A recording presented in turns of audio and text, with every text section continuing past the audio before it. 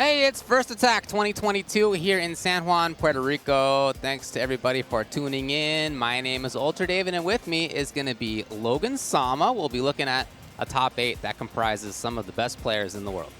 That is a very accurate statement. We've got some of the most in-form players in the world right now. Obviously, a lot of notable absences here, but for the event, I'm really happy with the turnout. We've had some great players traveling from the islands, and one in particular, which I'm very happy to see here, Mr. Crimson, who's on an enormous run. We've got Hotdog, who's obviously here off the back of training for SFL with the Red Rooster team that he is signed to, an honorary son of Puerto Rico, I guess now, and of course some of the local talent alongside Justakid, who is in a great run of form as well. So a variety of talent across different regions here, descended on the 10th anniversary of First Attack. And we're going to go straight into our first winners semi-final, and it's going to be Caba against Mr. Crimson. As a quick rundown, if you'd like to check it out yourself, go to start.gg and look for First Attack. You can see everything that's going on. This is in winners side, top 8. The other side of winners, top 8, Justakid versus MenaRD. Then losers, Mono versus Strange Hail 8 and Hotdog29 versus Louis Man. We'll get to each of those when we get to them. But we're hopping in right at the start here. Caba, who played a bit of G yesterday, is going back to the Guile here versus Dhalsim.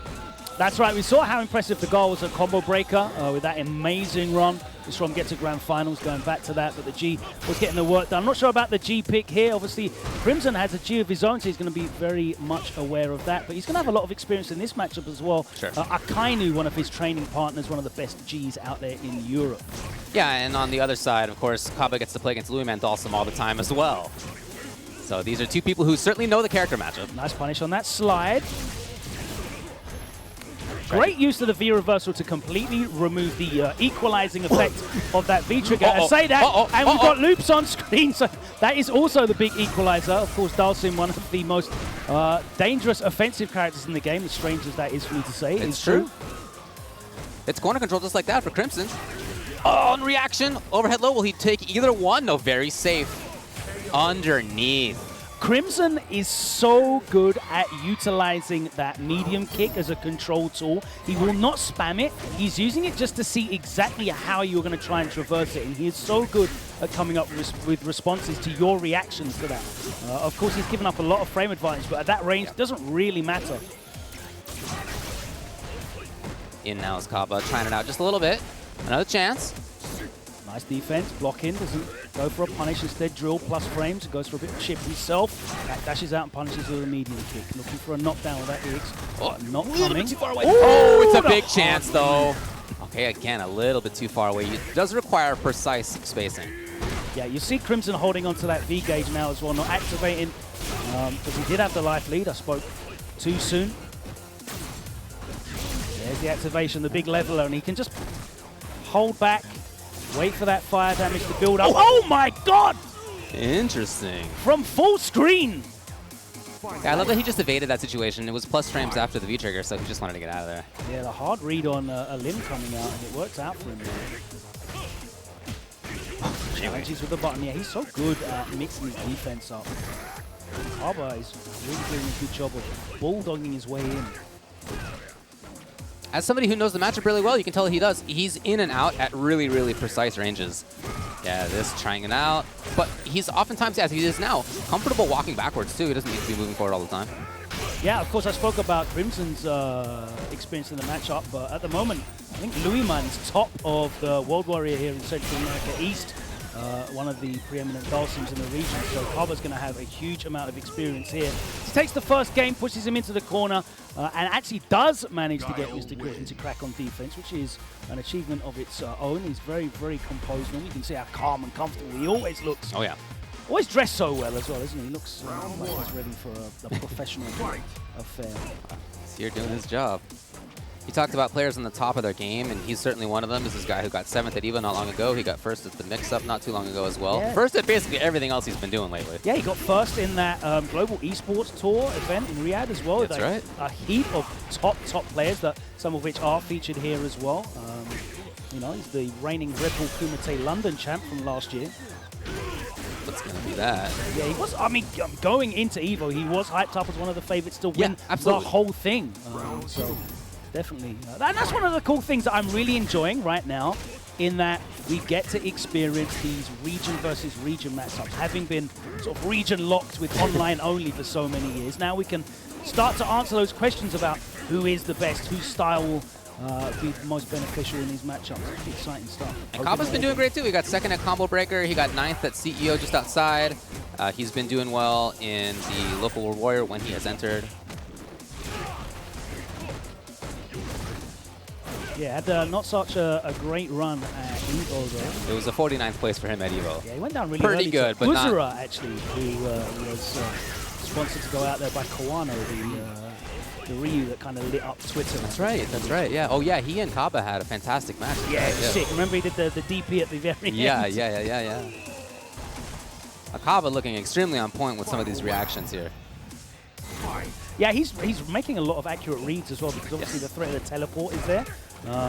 But Mr. Crimson becoming a little bit predictable with his pokes, and that's definitely very beneficial for Caba. If he can dissuade Crimson from being proactive, it's almost impossible to do so. He there interrupts again with a button. Great blocks. And back to range. Caba, again, comfortable with fighting from way outside of Dhalsim's range as a way to sort of move forward and then get up close. Classic anti-Dhalsim strategy, and he's making it work. The reversal pushes him straight back again, 2/3 of the screen away, but Caba hops over, straight back in. Ooh, just outside of it! That's the risk, and it's going to cost him the second game. It came off for him before, just floated out. That was beautiful spacing, wasn't it, on the float? We've seen him get that twice now. Super exciting stuff. I love that. You know I'm a happy Dhalsim guy. You know I'm happy about it. You know it. We got 2 of them in the top 8.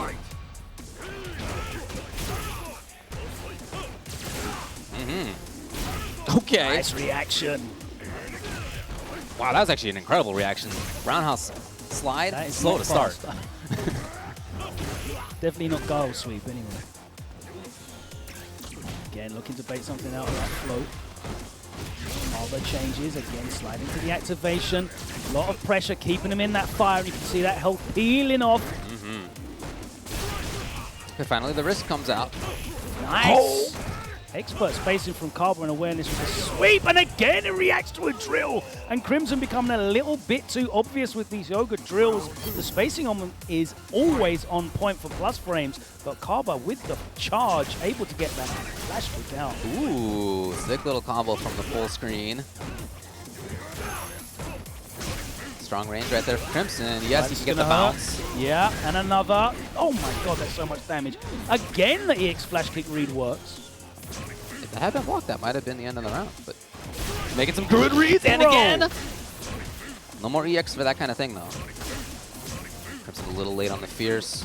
He'd love to try to move forward himself. Yes. Plus frames here. That was fortunate that he got hit by the enhanced boom part of that flash kick. Right. Okay, went back to the well on that. He tried it before, didn't work. Second time was good. And that's the thing, Crimson is not allowing himself to be conditioned. He's still going back to the things that he knows strategically should work for him, regardless of Caba's read. He'll adjust slightly, but he's not being dissuaded from anything, and that's so important as Sim. Like, you need the confidence in your decisions. There you go, perfect spot, perfect reaction. Slowly as he moves forward, he's going to take the hit, but not the combo. Yeah, happy to take that full screen trade. Even on the EX boom, still in his favor. Backs off on anti-airs, and again he baits out. That's not going to be the kill. It is. Oh my god, the medium. Get over him. That was the same range where if he had gone in for drill, as he has, that's going to be flash kick on reaction, right? That is, well, intended reaction. I guess there's a read there that he's trying to enforce as well. And now in a few key situations, he has had that float backwards into the punish on flash kick. That's been huge as he's up 2-1.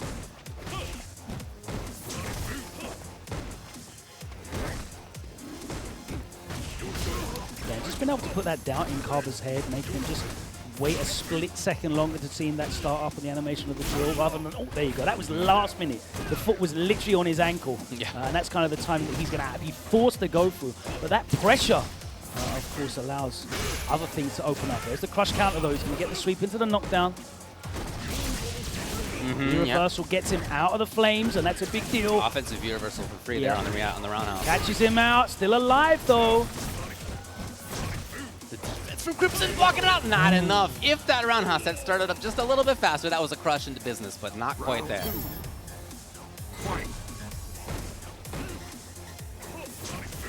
Again, Caba outside of that Dhalsim range. That's an answer. Missed it, ended up not paying for it. And again, Caba fighting from outside of that sim range, trying to set something up just like this. No, drops it. Doesn't get the link. Not punished heavily though.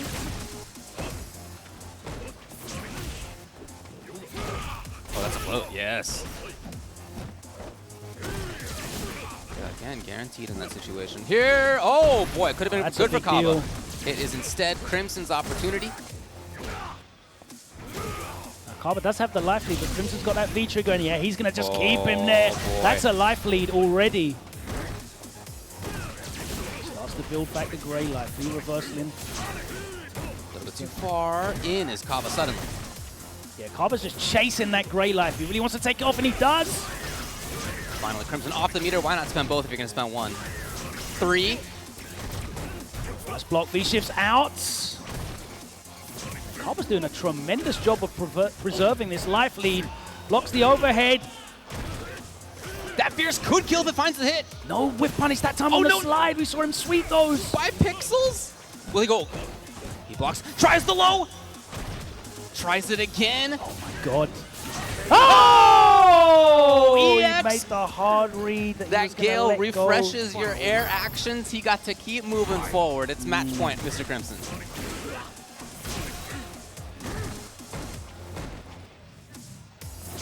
The spacing wars here are so good to see. You can see at specific ranges, one character or the other has specific control. Caba trying to be outside of Sim's range. Right? You can see both of them have so much experience and exactly what their options are at these different ranges, and they're both picking their time as to play, whether they want to play inside the pocket, full screen, outside.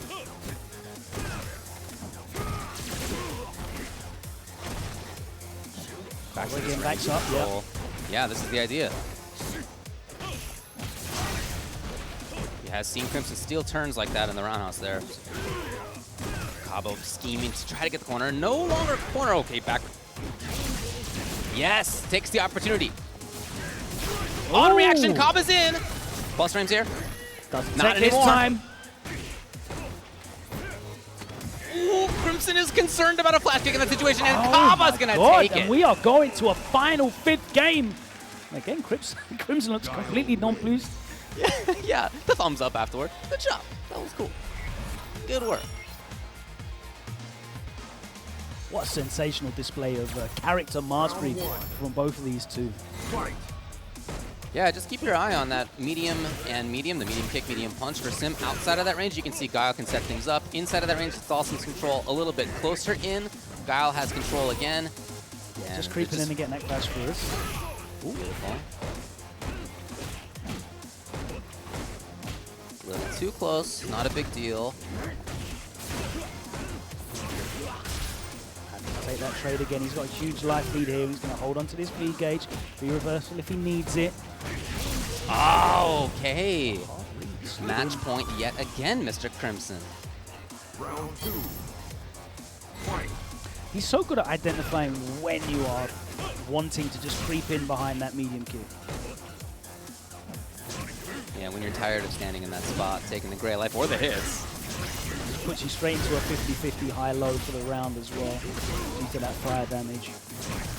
Crimson's making himself really safe against flash kicks right now.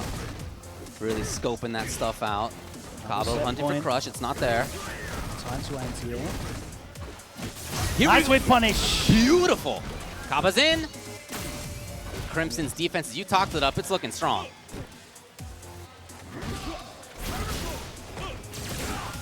Great stuff. Crimson out of danger, not anymore though. Read. Here comes Caba, he's got to run it. He's got to run it. He's got another chance. One more guess. Throws him out, but that has kept him alive, and that is it.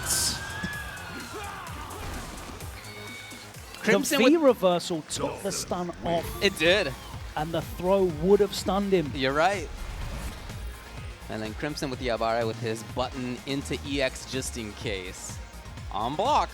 Punishable, but he had exactly the right read. It's amazing how frequently he makes the right read on defense. I think sure. that's like a preternatural skill that he has.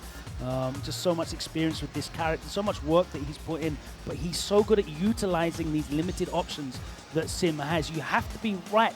There's no coverall EX reversal for him. You have to make accurate predictions, exactly what your opponent's going to do, and he's so good at extracting that data, whether it's on tempo, whether it's on the player mood, how frustrated they're getting. Yeah. He's so good at all of that. Yeah, my favorite thing about Sim is that he's obviously been buffed over the many years, but on top of that, the players as they have gotten stronger, he is the kind of character that really lets you show that, I think. As you get to know your character very well, as you get to know the other players as humans and their choices and their character options very well, he really lets that come through, and I think that's part of why he seems so strong nowadays. Absolutely. I mean, we can talk about the benefits of which the V shift introduction, but it hardly came into it at all. If anything, it was Caba that was utilizing that more so than anything. It's just the spacing, the way that he can turn around the pressure, and the way that this V trigger of Sim that was initially kind of looked at with a bit of disdain as maybe one of the weaker ones. After you build up this amount of damage, you can put someone into a situation where it's guess for gain just from them blocking your activation by the fire damage, or it's just a great leveler where you can bring back really big life leads just through putting you in that 100%. As well. So. He's a strong one. You're not going to hear me disagree with that. We're going to head down to the loser side now. It will be Red Rooster Mono coming up to play his opponent Strange Hail 8. Mono, of course, the lead TO here for first attack. Yeah, he's got PR in his name and PR on his back. He's done so much for this community. For the first time in a few years, he's actually been able to enter first attack, obviously, because it's not on the Pro Tour. Yeah. 2019, it was a premiere. And he had a great run at the start of the year. Obviously, peeled up a bunch of top 8s, third at Frosty, second at Winter Clash, fifth at Texas Showdown, third at Combo Breaker. Yeah. Then got that 9th at CEO and a 25th at EVO, which I think is still a significant achievement. Yeah, oh yeah. So, he's showing tremendous strength at the moment with this character F.A.N.G. Let's add a few tweaks that have improved him a bit, but certainly not to the point at which you would expect to see so much consistency in those results. And just before the start of this year in CEO, from the end of the previous year in December, he took the W on that. He was first place there. With a very strong North American attendance as well. Yeah, he had to beat Punk. Exactly, there you go. Of course, this time round, he is going up against Strange Hell, who is a replayer from this country that we don't really get to see very often, but every time I talk to Mono, he always puts Strange Hell over. But as a player, you can look up his results. There's not going to be a lot there. He rarely enters events, even the online locals room. He hasn't entered a single one of the World Warrior events for Central America East so far. He sporadically enters the CPT online as well. So there's not a lot here. And we saw him play against Mena, not the strongest performance. He was beaten quite soundly in the winner's side. But if you got to saw him perform in the loser's side, you saw a little bit about what he's capable of. But he's going up against the man that knows him inside out here in Mono. Yeah, I think that's a tough draw for him. When they've played in the past, it's almost always been Mono who takes it. On FGCombo.com, their results there say that 71% of the time it's been Mono who's taken it. So it is a tough draw, I think, for Strange Hell. But yeah, when I've seen him play, including in the league that they had here in Puerto Rico for a while, I was always very impressed. And it was during that league as well that I saw him take a match over Mono, so it's not like it never happens. His Ryu's got great movement. I really like watching that aspect of this character. And he makes it work really well. He makes the most of that Denjinriki as well, that V-Trigger 1, the enhanced fireballs. Always great to see. Hotdog on the other side of the loser side certainly knows how good he is. He was sent to loser's bracket by Strange Hell and Pools, so a significant name already. But let's see how he deals with Mono, who already eliminated his teammate Olivo to qualify for top 8, which is a bit of an unfortunate team kill. And his in-losers Mono is because he lost to Justakid, who looks like he's in great form. Yeah, that was a very dominant win. Wherever he may be. TBD. Nice. Use that crouching medium punch. Goes for the crush counter, but Mono does not flinch. Sweep activation. Here we go. 15 dashes into the corner. Catches him with the counter hit, but drops the combo. Doesn't matter, though. The enormous stun from this V-Trigger one is enough to close it out. And a big comeback there from Strange Hell after being significantly behind on health. Certainly knows a lot about how to play against F.A.N.G at this point. If you're from Puerto Rico, you know how to play against F.A.N.G. You may not always beat the F.A.N.G player, but you know the character very well. I spoke to Valle a few times about this V-Trigger one, and he definitely enjoys it in a fair few matchups with Ryu. I really like, the subtle tweaks it's been given over the season. I want to see Ryu throw fireballs really well. No, it's sick, yeah. Doesn't get him to bite there on the little shimmy. A little wall from Mono sets things up. Yeah, as soon as he puts the Ryu Bender down, he has to back off and respect it. The longer that he can keep Strange Hell poisoned as well, the better for him. He can just play a completely uninteractive game to stay full screen in the knowledge that that purple stuff is doing its work. He doesn't have to take any risks. It slowly is. It's a max of 50 at a time. Here's Strange Hell.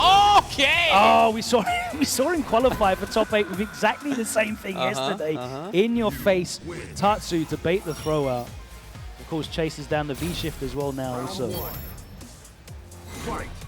So game 1 goes to Strange Hell. Trying to move in. There's that range there that F.A.N.G has really good control in. So backing off. That's gonna hit. Here's a chance. Gets a knockdown as well, which is a big deal. Here we go. Holds a throw. Medium punch. Jumps over the fireballs. Already stuns a problem. Mono really wants to hang on to that red bar, though. Yeah. Trigger 2. Good mix-ups out of it if he gets the chance. Challenges after the... Oh. Right. Getting away. Instant V-rev. Nice, he gets out of the corner almost scot-free as well. Setting it up. Nice block. He's seen all of that. Chases him down, though. The counter hit conversion as well. It's in time. Strange Hell's up close. No, he didn't get cancelled off that low forward. Can it confirm that into medium touch? So. And the wall comes out again. Mono. Nice. Just needs the one hit. He knows it. Can he get there in time? Okay, at least gets rid of the Ryu Bender. Oh, even chip is actually adding up. Yeah, even with the enhanced, fireball's still a big risk. Oh, and there's he the waited. The low, the low, the low, the dash up, low, wait forever before the overhead came out. I respect it. You really got to mix things up like that against people you know well. Okay. Here's Strange Hell.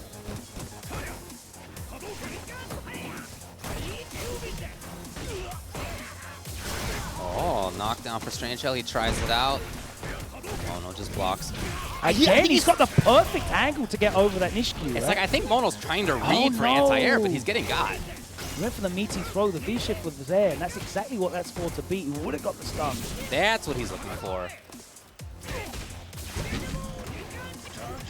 So Strange Hell backs off. Feels okay.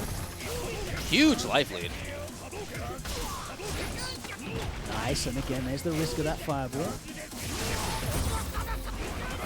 Comes in for it. Grabs out of Stealing it! frames, not having any of it.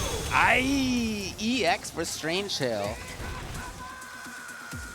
And again, you can really see his character matchup knowledge. Yeah, this is a man who has been poisoned for a number of games. Oh, yeah. Beautiful, throws him out of the knees. Delayed throw himself there, gets back thrown. Chasing in. Back dash. Okay, that time Mono did not throw the up balls, so he's changing things up a little bit what he had in that situation. Oh. EX5 gets him out. Oh, no cancel. Activate. What's it going to be? Nothing. Doesn't break. Doesn't hold it all the way. It's the knockdown. This is a big deal. That actually okay for Strange Hells. He's trying to force the corner. He's almost there. Oh, what a reaction. Yeah! Okay, Strange Hells in. Swinging for the fences. Trigger's ready here. Is he in time? He's not. And instead of that overhead time low, was the throw, yeah. There it is.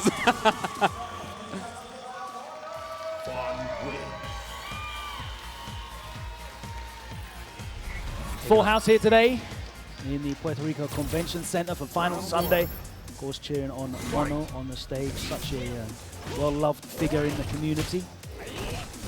Rightly so. Maria Deadler in front of him, no interruption though. Mono takes his turn, finds the hit. Strange Shell's movement on Wake Up has been great. Lots of backdashes into more comfortable situations. Yeah, it's very difficult for F.A.N.G to put you in situations where you're grounded due to his frame advantage, his slower normals. Yeah, it's a good spot for F.A.N.G right there. That stand-like kick range is going to be safe. Really, what a space to bring that out. There's the guard break. Played the game of chicken and lost. This is looking to be all square. Chases him down, expecting a V-shift, didn't come. There's the side switch, blocks it again. He's seen that and he swings for the fences once more. Mono could sense it. Delayed. Looking to take a lead here. Just navigating, plus strength here. Oh wow, it steals a turn, but it works out. All aboard the copter out of the corner now. He has got the corner control. Nice, we'll take that knockdown trade. Mono out of there. So is Strange Shell though. Okay, Strange Shell's back. I like the use of the light kick there, just keep him stationary. Uh-oh. Woo! Oh no, the hit stun ruined his throw attempt up, and now he's in the corner. He's gonna have to take all of this. Oh, where's the very poison? tough spot. Will he go cross there or it not? Is. Juggle. And he blocks again. What a delay by Strange Shell. He was just waiting, looking for the right spot. You can see him just micro walking back as well, like just pump faking it on that pad. But he's been so good at blocking these mix-ups. As we said a few times, he's seen them all so many times.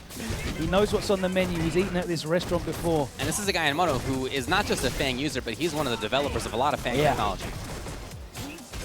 Nice counter hit conversion off the jab, and he gets the side switch as well.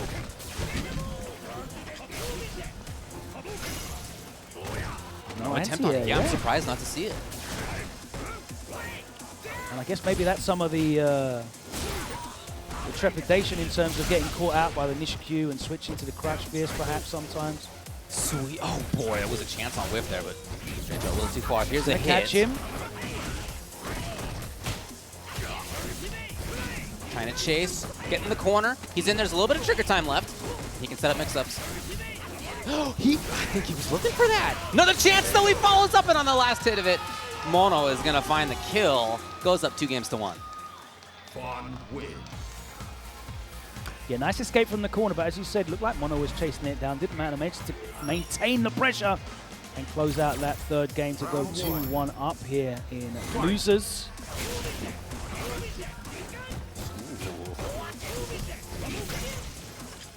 Backing off slightly as Mono. He'll often move back there, try to set up the mine, try to set up the up balls, try to set up the V skill.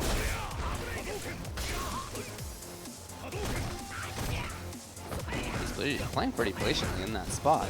Here we go. Oh, big chance! Down forward fierce, gets Mono busted. Puts himself back in the corner though. He's going to take all this pressure yet again. Oh, the delayed EXDP just busts out whatever that was. No counter hit. Yeah, he tries to interrupt after that. He's put the cloud down in front of him several times on whiff, and he hasn't really tried to challenge. There he did, and it didn't work for him. Oh yeah! Oh, big chance for, well, okay, monkey situation. Mono finds the hit into nothing. They're both alive. And again, catches the backdash. He's been a bit predictable, trying to get back to a range in which he can dictate a fireball game. At the beginning, he was using that to pretty good effect, but as this has gone on, Mono's been great about seeing it. Catches it by holding the cowl crouch. Nice, ready for the V-shift. Strange Shell in big trouble all of a sudden. One more for the stun. He techs. Mono really hunting for it. Okay, fine, it's not going to happen. But what a huge life lead he's got. Tatsu straight through. And again, the throw. The V-shift is not punished. Strange Shell jailed. stuck as that F.A.N.G hail falls on him. Here's Strange Hail. And again, that hit stun worked against him. How's he going to be able to work it? He's not. Didn't get the second jab. Oh, bad spot. Yeah, just a bad spot. You know, if he was looking for the cross-up command dash there, he could be looking for a dash into grab or low or overhead. A lot of options for F.A.N.G. Mono is the one who moves on. Again, that was loser's side, so Strange Hail out. Mono continues. Yeah, Mono padding out that 71% win rate with a couple extra percent now. There you go. And eliminates Strange Hail. Not a surprise, kind of how we've seen that go in the past, but Strange Hail with a solid performance, certainly showing us exactly why he is one of the most highly rated players here in Puerto Rico. Yeah. But the talisman of PR advances into the final 6 here in top 8. We'll be finding out who he is playing later on, I think. He'll play against Caba in the next round. Oh, that's the pairing, is it? Excellent. Yes, it is. A run back. So that's going to be an exciting one as well, because yeah. when they played, it was 3-0 both times at Combo Breaker. So looking forward to that one. Might be a bit closer this time around. Louis Man and Hotdog are up next. If they want to get on the stage, I believe they're here. Let's have a look out there in the crowd. I've certainly seen Louis Man. I see him down there in the front row. Do we have a Hotdog? Lizzie29, where are you? Hotdog came all the way over here to train with the SFL team, of course, joining Red Roosters on their lineup in SFL US, and he's come back once again for first attack. Hotdog had a fantastic 2019, really surprised us with some big results. He won the North American Regional Finals, right? I think it was. I believe it was that one. Anyway, I remember him beating Do in a grand final somewhere. And he beat Bottlenecks in the mirror match. Yes, you're absolutely Stuck in my brain. Since then, not really traveled much at all, even at the limited events that there have been. And he has been somewhat active online, but not many big results for him. I think he's only managed like a couple of top 8s in their CPT online qualifiers as well. So he's certainly due a better run. He finished just outside top 32 at EVO, and of course went to losers quite early on here in pools against Strange Hail. So a mixed bag of form at the moment, but I'm sure he'll be happy to be in a top 8 once again. There certainly is a lot of skill there. There certainly is a lot of control that he has. I really like his bomb setups. Always cool for me to watch. And also, I just want to say, he has the best custom character in Street Fighter 6 that I've seen so far. Okay, I haven't seen it yet. It's so ugly. That's saying something, because a lot of them... It's great. There's a lot of ugly characters. Here's the thing. It's not ugly in a just what's the grossest combination I could do. Not a Waking Nightmare one. It's not a nightmare. Okay. It's just a hilariously well done ugly character. I appreciate it, because that's what I'm going to be doing myself. If I weren't here right now, I would absolutely be working on the grossest character I can do. You've been doing the adult thing and actually enjoying this beautiful island. I've had a great whilst time. Some of us have locked ourselves in our hotel rooms with a laptop whilst looking out of the window at the beautiful weather. Yeah. Oh, I just got back from El Moro, the 500-year-old castle on the edge of the we've got bay. 500-year-old castles Where are in you Britain. from? They're all over the place. Yeah, that's not something I get access to very often. So I made do. And then the opponent here, Louis Man. A very strong Dhalsim, certainly one of the best sims in the world. He's been showing up big time for a long time at this point. EVO was not what he wanted it to be, but he was, 13th at CEO. I don't think he actually showed up at EVO. 2 DQs, he went 0-2. Wow, okay, that actually makes sense. That this was it like 700? It was 769th. You're totally right about that. Turn up, no, you're right. But for CPTs, he's been in the grand finals over the last couple of years. Hasn't gotten that big up, but he's been very close. Many of those situations. He's currently #1 ranked in the World Warrior for Central America East. He hasn't won one yet, though.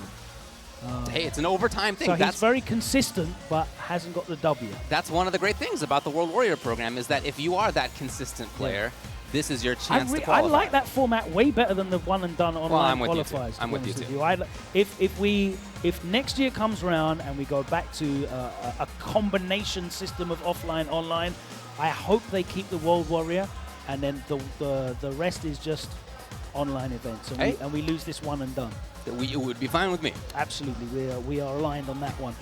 Let's see how aligned Louis Man can be on his character pick here, though, because Sim against Bison is problematic. It's a tough one, I think. I mean, I've seen Crimson have really good performances in that matchup, but Crimson is arguably one of the best players in the world. Sure, no doubt about it. He has got a Rose, and I don't know anything about that matchup at all. I have to agree with you. I don't know anything about that. But yeah, we've certainly seen the Rose as well from Louis for quite a while at this point. He's somebody who really likes to have control-type characters, and he makes them work very well. As far as Dhalsim versus Bison goes, Bison just has so many plus frame situations, so much mobility. It's hard for Sim to nail down in those situations. He steamrolls once he gets the chance. He doesn't really care about being in that awkward medium kick range as well, because Psycho Axe outranges it and will like the crush counter into the knockdown and the corner carry is a really big deal for Sim to deal with. It's a spot where he can turn it into plus frames with the EX scissors immediately as well. So yeah, totally. It can be a tough match. Well, at the moment, it's going to be a tough match to get it on the stream, because I'm not sure exactly where the players neither are. one's up here. That could be tough as well. Let's find out what we're looking around. Okay, we're doing a Deadpool, can you tour help of the us arena. Find it? See him looking. Yes. So there you see the stage behind Deadpool. Yeah, there we are.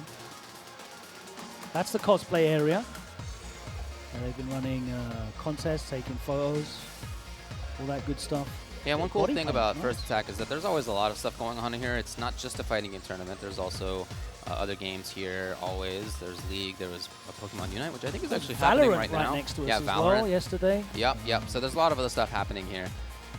But if you, of course, want to come up here and play the fighting games, great spot to do it. On Friday, I got a few hours of just playing casuals in, which was awesome. People here are always very friendly, and a ton of strength on the island. Oh, it's a beautiful place, man. The community is so welcoming. I always find that when I come to here and the DR as well, the two places that I've had the honor of getting the opportunity to attend these events, and the community is just so great. Real bad man.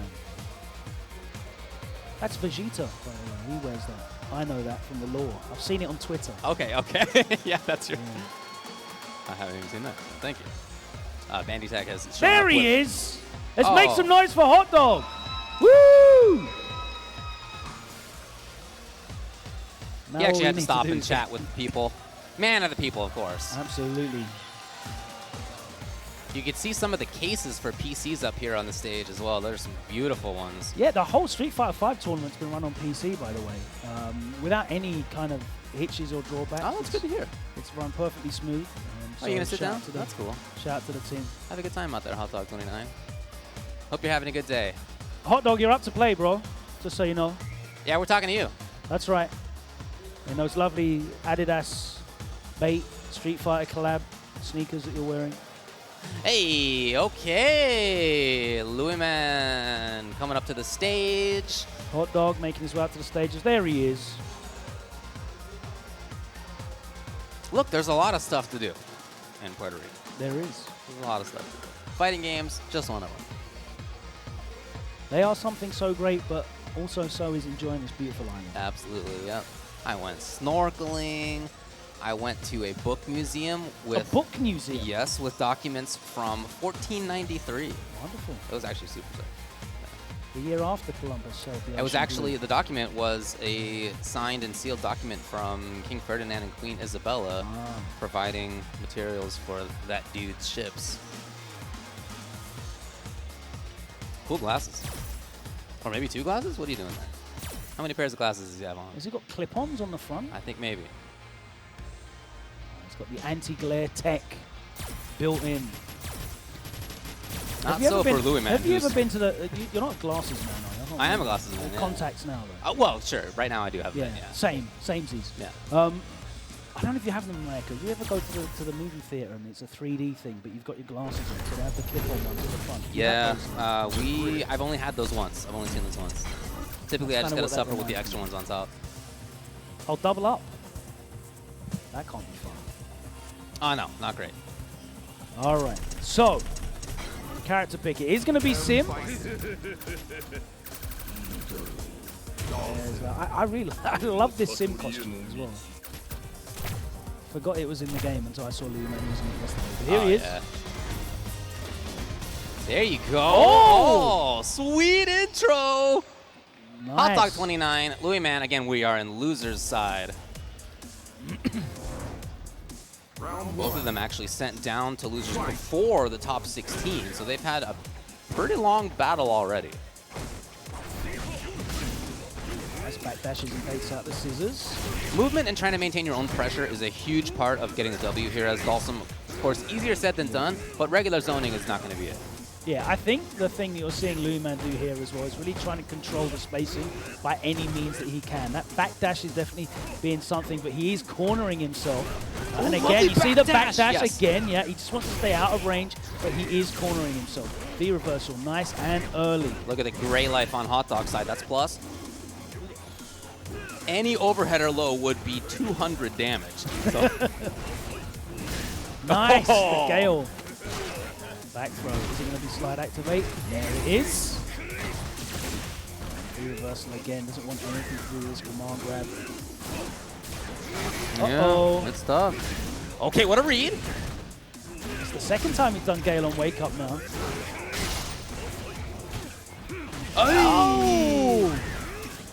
Trying to enforce mix-ups here. It could be overhead low. It was low, and just pestering with the light kick is enough. So you're already seeing like really good awareness from Luiman about exactly what the win condition is in this matchup. Yeah. It's not getting pinned down, basically, and he is backdashing for his life. The only problem is going to be when he does get put back in the corner. We saw him fight out quite well earlier, but when he starts having to deal with these meaties and those wake-up Gales are not on the menu. This man on the left's got a plus frame crouching leg. Come on. Ooh, it's a, well, for not Hotdog, yeah, plus frames into pressure. Nice, the Luiman. shift break, but Trying to straight get into out. a counter hit. Gonna wear out that heavy kick button. Backs all the way off, no danger. Yeah, really not too much out of that. Yeah, a little bit too high on the drill. I certainly understand him trying to create pressure. Again, that's going to be a huge part of him trying to get the victory here. Watch how he responds. Oh, boy. Okay, he's in. Watch how he responds when Hotdog clearly has back charge for scissors. Right now, he can't do anything about it. He's just stuck. Hotdog holding up forward, and I'm really not sure about that. But Luiman's giving him back the corner again. Bad slide. Catches him low, hard knockdown. What's it going to be? Tick throw gets teched, and he keeps him there with the heavy punch. It was the roundhouse from closer earlier on. Luiman trying to take to the air and get out by any means that he can, but Hotdog very, very comfortable here in terms of adjusting. Luiman was showing some, some really interesting spacing. Yes. And getting some nice whiff punishes in, but it just didn't put Hotdog off at all. He would continue to scissors, continue to bulldog his way in, bully his way in on Sim, and he eventually managed to put him in the corner, and Luiman was just eating way too much. He moves into about that range, and then, yeah, what he's looking for is scissors to get things going. And at max range, you're not going to get punished anyway. He's already exactly where he wants to be. And Two red honest, bars. Sim is not punishing you devastatingly off a No, situation. right, yeah, stand light kick only at max range especially. Nice, keeps him there with a light punch into Psycho Axe, but Luiman fights his way out with a crush counter. Nice meaty slide, he's going to get a drill. Okay, bunch of great pressure for him. It really evened things up. Oh, come on. Right, look for the guaranteed V-Rev. Luiman back to trying to control things. Yeah, not meaty enough. Oh my god, the buffer was beautiful. Interesting. Lincoln on counter hit, sensational stuff. The start here is tough to avoid for Sim. Okay, walking forward. If you see Bison walk forward, you know that's not going to be EX scissors, so you can be a little bit more active. But now that you see him crouching, you know it could be EX scissors. You got to not be there. Link off of that. Spacing by Hotdog. He's in. Nice slide on the action. Counter hit conversion to the knockdown. Teleports out. Uh-oh, I don't know what he pressed there. It was a late button. Oh my god, the delay, and that should be good. No doubt about damage it. to spare. But starting the round without EX is a big deal. Luiman will get to be a little bit more active at the start. Yeah. All right, well. Just like that. Outside of the range entirely, so Luiman takes the opportunity to move forward. Down! No. Sorry, back strong instead of down strong. Nice. Catches him on the start for that Psycho Axe, stealing frames, but he gets back thrown. At least he's still in the fire. Was there a button? Yeah. Nice call. Uh-oh. Crusher, yeah, there we go. Great conversion.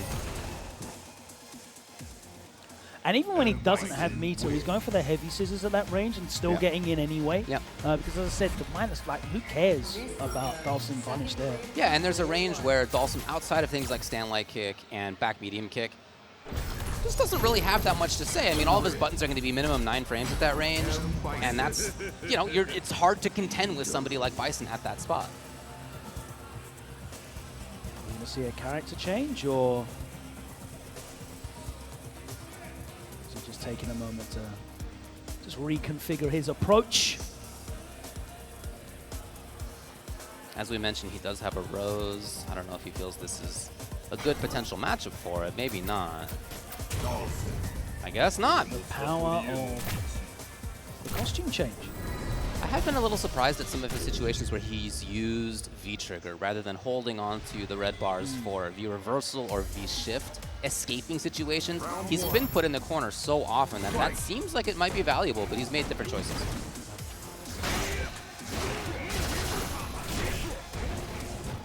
He's in the corner immediately. Saved by the counter hit frames. Yeah. Okay, yeah, this. Oh, he wanted anything there. Nice. What side is he in? Oh my god, that's not your day when you're dropping those opportunities. Coming on top. Oh boy, that's a punish and probably a kill. Yes, it's match point hot dog. Yeah, the speed at which he got put in the corner, I'm not sure what he wanted to change in terms of his strategy, but he wasn't able to implement it at all. Straight away into the absolute worst situation. Standing outside of that scissors range. There it is. Oh no, the miss on instant teleport. And then he gets crush countered as well. The worst possible outcome. Oh, nice, it the is counter hit. Not working out for Luiman, but everything's working out for Hot Dog. Okay. Okay, needs a lot of work here. I like the entry jump into the slide. Plus frames. Yikes. That was a late command grab. And there you go. It's going to be Hot Dog who takes it 3-0, eliminating Luiman from the tournament. Luiman goes out with a fizzle. Hot Dog not really in any danger at all during that set. He was just able to just continually play like a forward game. There was not really much of a back foot for him. Yeah. Not really any reason to be wary or reticent. You know, the kind of the offense that you see someone like Crimson able to lay down, that was never really there. He wasn't able to get into that gear of sim play. It was always on the back foot, whether it was back dashing, whether it was just walking out of that range. He was so afraid of that scissors. I mean, you can see why, right? Bison has that gigantic effective range where he can turn it into plus frames immediately. Yeah. And even if not plus frames, as we mentioned, even just roundhouse scissors at that range, even dash into roundhouse because you think that Dhalsim's going to be blocking for too long. He's here! Anyway, all sorts of stuff. We're going to be moving over to the winner's side where it will be Justakid versus MenaRD. Hopefully he's shaking the sand out of his sneakers. He's going up against MenaRD, two of the most informed players in the tournament at the moment. Coming off some great results, of course. Mena we saw do so well as CEO. Wasn't able to get the win against Idon, but a very strong performance from him. He also got to the grand finals at the Global Esports Tour recently, where he lost to Mr. Crimson, pulled out some of his other lesser seen characters. I've seen him use a bunch of characters recently in Balrog and going back to the Birdie as well. Yeah. But this tournament, it's just been all Luke pretty much all the way. This guy won the CPT Central America East, first place in that. And he did it mostly with Luke, but he did do it one game with Birdie. And so they let him say that he won with Birdie, and they unlocked the Birdie tracksuit colors. But yeah, extremely strong player, no doubt. I think he does come into this as one of the best in the world. Before EVO, there was a lot of chatter about him being one of the favorites for it. Didn't end up turning out that way. He got 33rd, which is a strong showing, but not what he was looking for, certainly. I mean, he went to losers quite early at EVO, I think it was. It was not the weekend he wanted. Yeah, Wolfgang sent him to losers earlier on, and then he got eliminated in the mirror match by Chris CCH, who had a great run. Speaking of Chris CCH, he was obviously eliminated in 9th place in that decider against Justakid, who did make top 8 at EVO. And Justakid is on a really interesting vein of form because he is showing huge amounts of quality. Of course, the breakout in the 5v5 Midwest versus West Coast at Combo Breaker. From there, he's had a number of impressive tournament results. He's already at Capcom Cup. He won the CPT Midwest, which was an epic losers run, by the way. He went to losers really early on and managed to go through all of the brightest and best talent that Midwest had to offer on his way to taking that spot. But he didn't have a great performance, I think, at... Which was it? I think it was CB who didn't do very well. He got 17th at Combo Breaker. He got 25th at CEO, so it's not all first places for him, but there's a lot of him making it to Grand Finals, including 2nd place at Texas Showdown earlier this year. A lot of chatter at that tournament and since then about him being one of the best in NA, and I think that's absolutely right. There's a lot of chatter as well about Juri and how strong she is. He himself will tell you he thinks that she's extremely strong. Well, she's a character that has a load of really strong tools, but her reward for them was always really poor.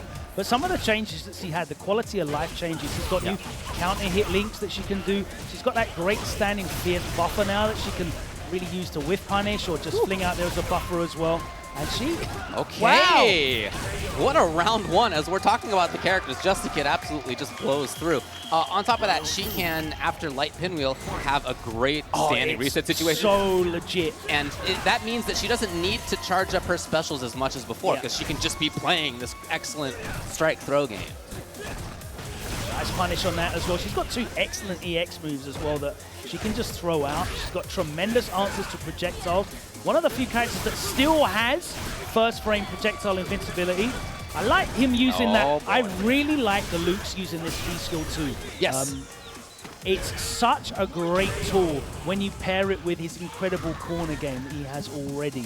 You know, when you start having to take throws because of this V-skill, we're playing on PC as well, and that V-skill too is very hit confirmable. But even if you're not, you can still cancel it into the EX Fireball and get plus frames again. Yeah, we talked a lot about Juri at the start of this match, but that Luke character's pretty good too, I guess. I've heard that he's decent. He's pretty good at the future's bright for him. Yeah, definitely continues. Actually, for both of these, it'll continue. Here's MenaRD in the corner, not pressing too hard. Justakid, pretty close to getting throw loops in mid-screen. Not exactly, nobody does, but she's one of the closer ones. Hey, Nakali doesn't V-trigger. Okay, fair enough. Wow. Her dash into low short is like so threatening. Just because of the range of it, unlike characters like Rashid, I guess, she actually gets legitimate conversions off of such a far range as well, and forces Mena to go back to the character select screen. Whether that's going to be for a change, whether it's just going to be for a little bit of consideration about exactly what Justakid's shown him, but he's very, very confident here. He qualified very confidently, beating Mono 2-0. Yeah, Justakid looked good in that. Mena had to make it past Strain Shale, and he did so. So he's going to go over to the birdie here.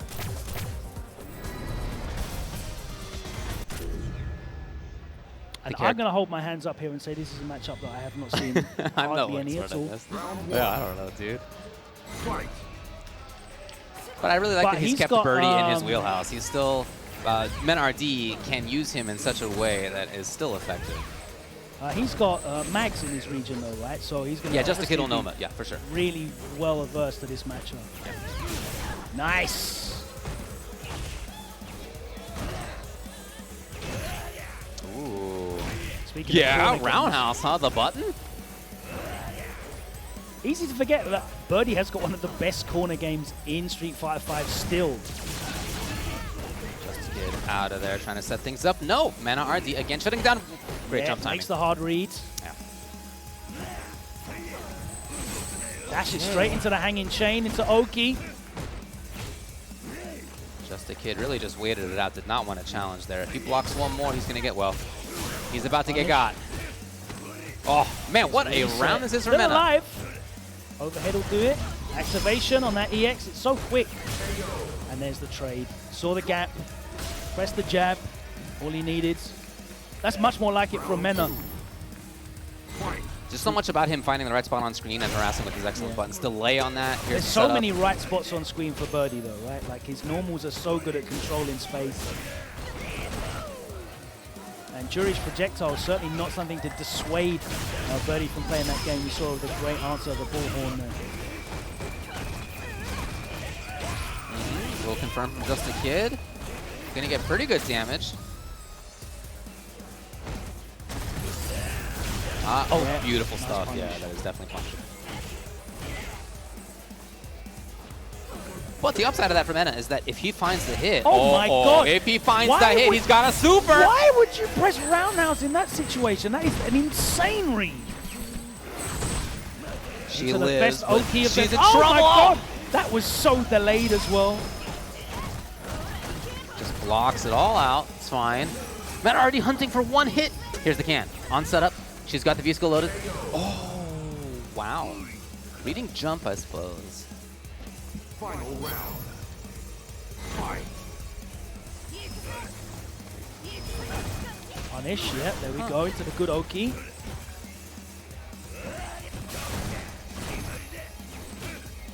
Yeah, here's on the other side of the stage, but a very similar situation that we've seen already 3 times. Again, he finds the time, that time jumping over the roundhouse, not the overhead, but I think that's pretty much what he was looking for both times. Back into the corner you go. Nice punish. It's happened twice here that has been punished to Justakid getting out of the corner. Oh my god, Mena. Right, yeah. Activation off the flip, plus frames. And Mena just patient, hanging out. Gonna be safe on that.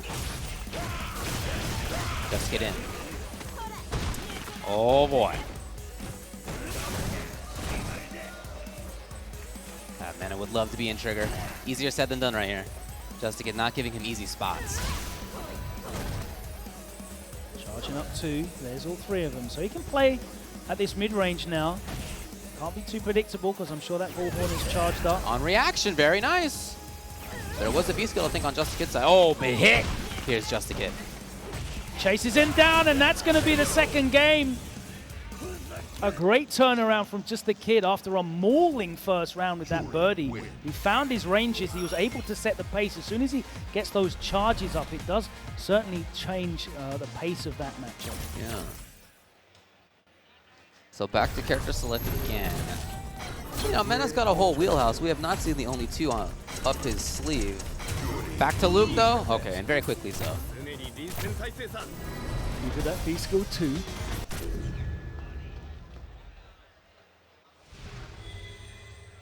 The 2 games up is Justakid. Fight. All right. Fishing away against the crush counter, the big conversion into the corner. Straight out. Oh my god, he's going all over the place. Scrambles. Look, this is already where Mena wants to be. Plus frames there, backs off. Spot where he can anti-air. Oh boy, but he goes in instead, and it's Justakid in. Surely an obvious pick, but...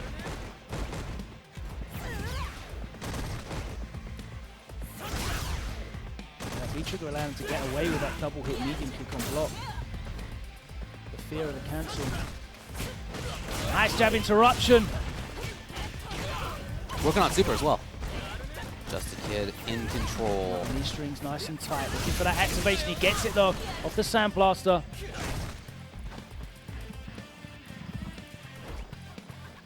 Justakid at a great range where he can react. Hunts in a little bit, back out to safety. Okay, they're safe. The defensive shimmy. And that is going to be match point for Justakid. A brave walk back at -2. Fight.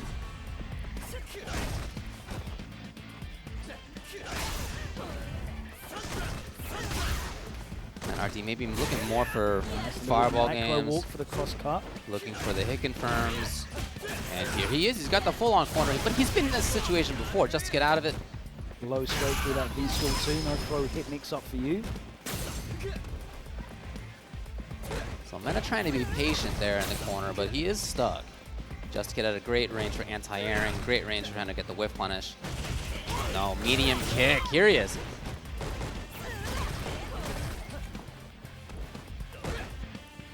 Mena keeping it slow, looking for the confirm. He's got trigger ready at any time. Back dashes out. Doesn't want to give him medium kick or sweep activation. No plus frames allowed. Next hit confirm will be Oh, super and he for catches Justakid. him into the CA, and a 3-0 statement from Justakid. Very impressive, and he moves into winners finals. Where he will play against Mr. Crimson. So on that winner's side, 3 people who have qualified for the Capcom Pro 2 already. We just saw 2 of them right there, and in that next winner's finals we'll have a little later, it will be 2 of them yet again between Justakid and Mr. Crimson. Yeah, very impressive stuff from both of them, looking in great form. It's going to be a real collision of momentum as we see that winners finals. I'm not sure what we have next. It's going to be losers bracket, Caba versus Mono. And this one, when I saw this last time, I think the last time I saw this was Combo Breaker in top 8. They both played twice. They played each other twice in winners final and losers final. Winners final, winners semis. Mono won 3-0 the first time, and then Caba won 3-0 back. So real pendulum gaming. Interesting. Very interested to see how this one develops, because obviously that was a few months ago. A lot has happened since then. Long history is that Caba has taken many more of the sets that they have played. Yeah. 76% according to FGCombo.com, his win rate over Mono.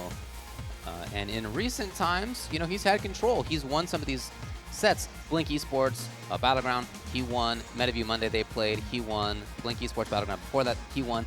But that was 3-2. 3-2. And at the previous Blink Esports, it was 3-1 for Caba, then 3-1 for Mono as they played in Grand Finals.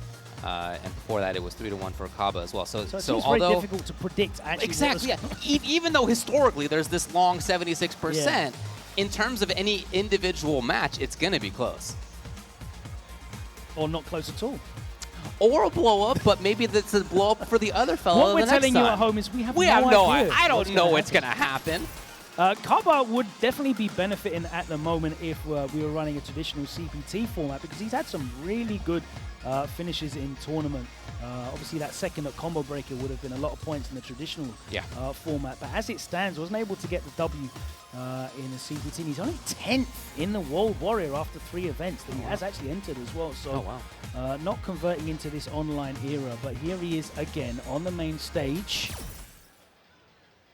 Still in the top 8 after being sent down by Mr. Crimson in a very tense back and forth match.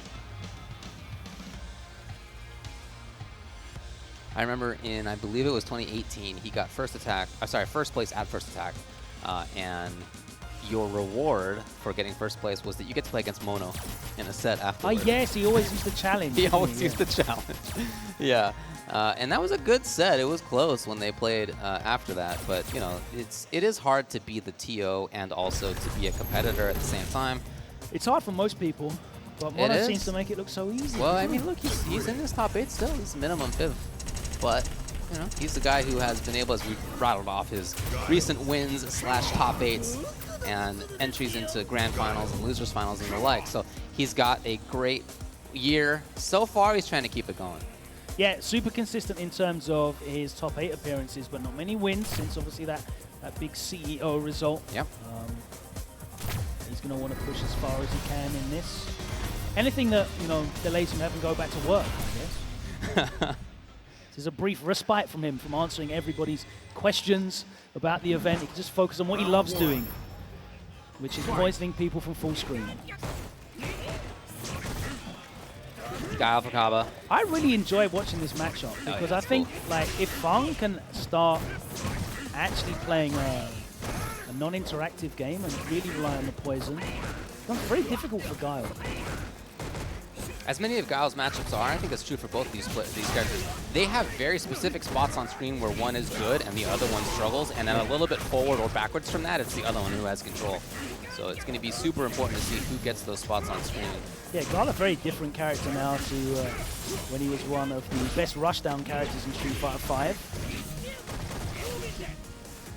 A bit more of a traditional archetype that you'd expect from Guile now. Okay, here's the confirm. Just gets the knockdown, catches him low with the counter hit medium. Big chunk of damage off that V-trigger too. Okay. Okay, the poison is on, and the hard read EX flash kick. Caba has not been afraid to let those off. Round 2. I'm not sure with one bar whether Mono could have got the kill off the punish anyway. No, he would have needed it. Oh, here's a chance for him up close. Yes. Oh, Nice. beautiful. Well, he puts himself back in the corner there, gets the side switch. That might hit still. No, okay, not in time. Yes. Underneath! Oh, what a call. Very smart to use the V-trigger activation to negate those recovery frames of the sweep, but in the end it's not mattered because Mono closing it out. A lot of damage in the corner. That poison was racking up at the same time as well. It's fun to watch the start of these rounds. This is a spot where Guile can throw a boom, but also where F.A.N.G can do a command dash pretty well. So there's a big contention there at the beginning of each round.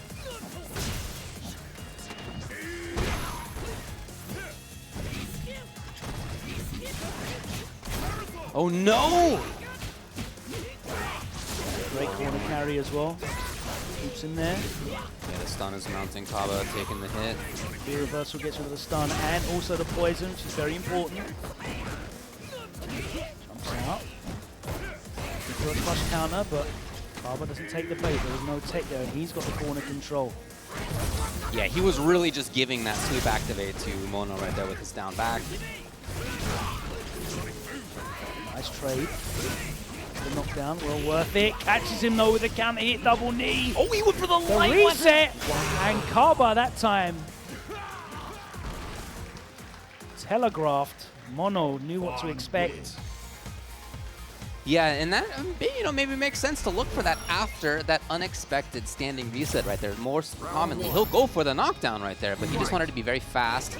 And after that, people will oftentimes scramble, look for flash kicks. That's exactly what Caba did. Again, taking that trade off the cloud, well worth his time. The knockdown gives him a lot of control. Dragon suplex in the corner. Oh my god, catches him cross up. Not sure what he was trying to do. Maybe a delayed flash kick, but caught him standing up. Great jump timing.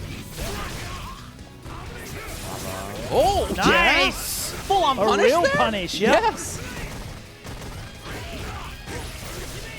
Mono is flowing right now. The trigger's over. Will do it. It did good work.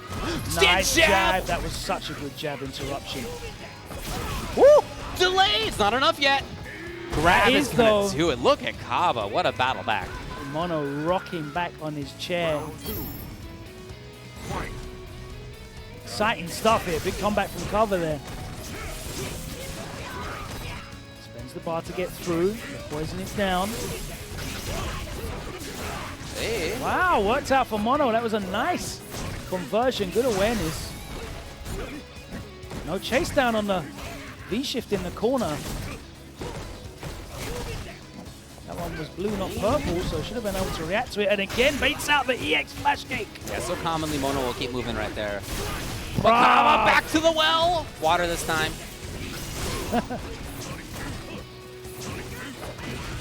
Underneath. Beautiful spacing. Trigger ready for both. Here we go. That should be it. It is the Fierce. Closes it out with more to come. And that V-Trigger 2 activation. Great spot. Nice. Opens up again with the slide. Ooh. Yeah, those round starts are so interesting in this matchup.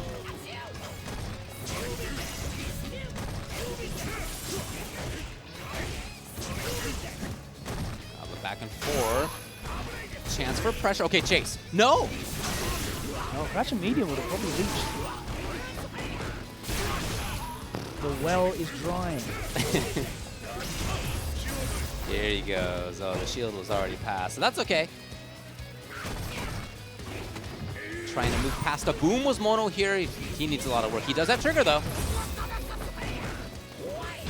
What a Nice jump back.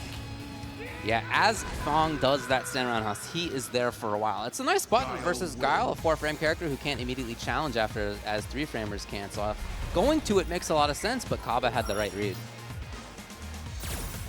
Round 1. Fight.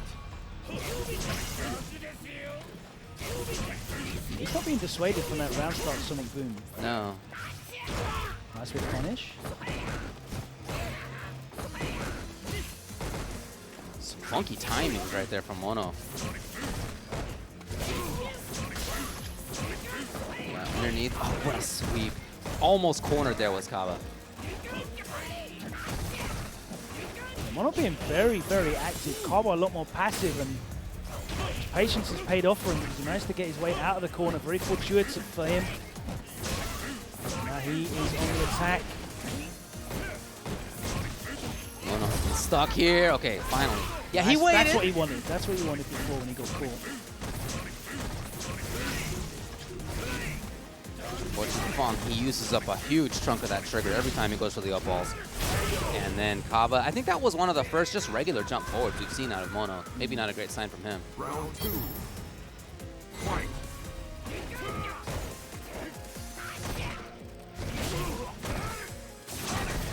Yeah, blocking time for Mono. Backs off. There's the V skill doing its damage.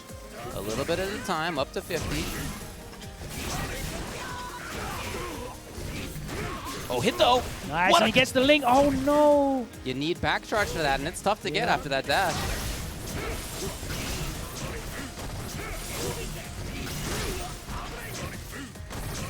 So, okay, blocking.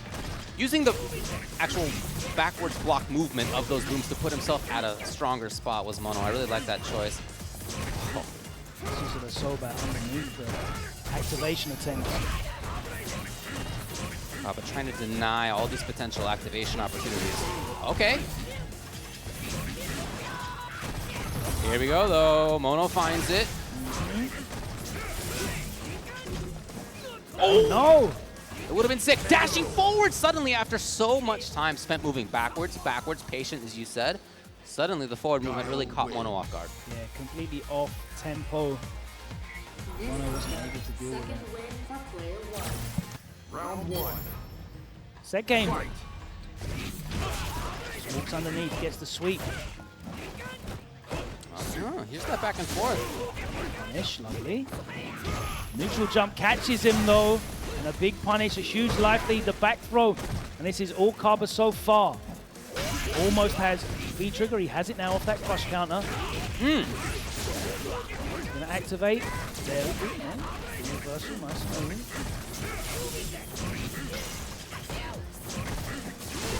Oh yeah, Mono. Oh, big hit. Putting in some block frames just in case of flash kick there. And gets hit by the mine! Recovery into the cloud. And he was so aware and ready to make the most of it. Caught us both unawares, but Mono knew exactly what was going to happen.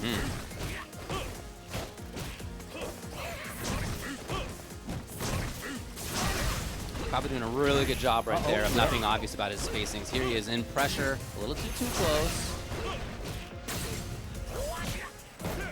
Oh, Mono harassed. He does not want to give up on that V meter though. Okay, shield's there, shield's safe. Yeah, as long as he's able to put down that carpet, he can actually start playing. It's so important for him to get his full screen game going, and then he's in control. The awareness of that potential sweep activate from Caba is amazing. Yeah, jumping outside of it.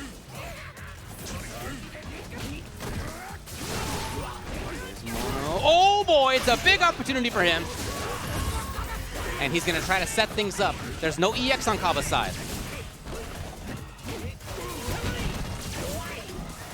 No, it wasn't able to come up with a cross up. Oh, It wasn't enough. Again! Oh my How God! many times?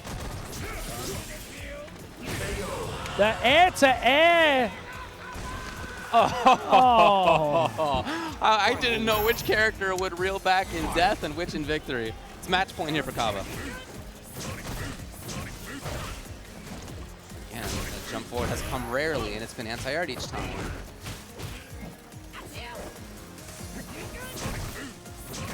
outside of an easy range for Mono. However, EX was there.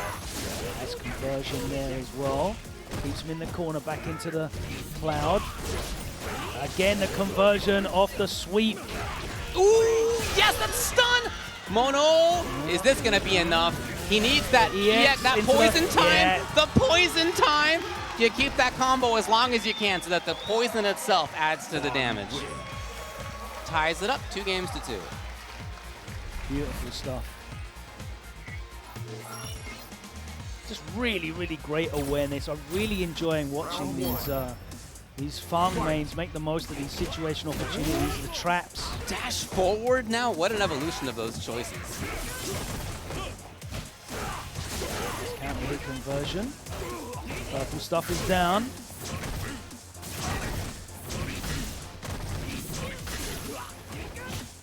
All right, expecting boom, but Caba again with that dash forward. It's been huge for him as this goes on.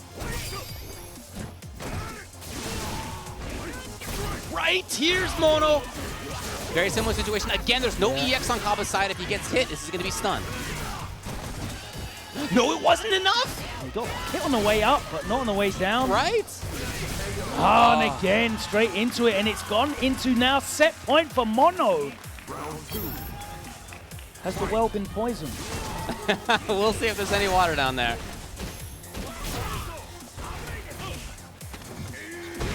Well, starts out great for Caba. Look at this, what a response. He will need one more. Just jumping away to safety. How? Nice Look at combo. this. It's match point here for both Caba and Mono. One of them will move on, one out. Final round. Here we go. Comes up with the EX straight away. And into the poison, but it doesn't matter. He's got a huge life lead. Backs off. And again, the EX flash kick. Finally, that jump did pay off. Mono's tried it a few times. Knocked down each time before there. He was there.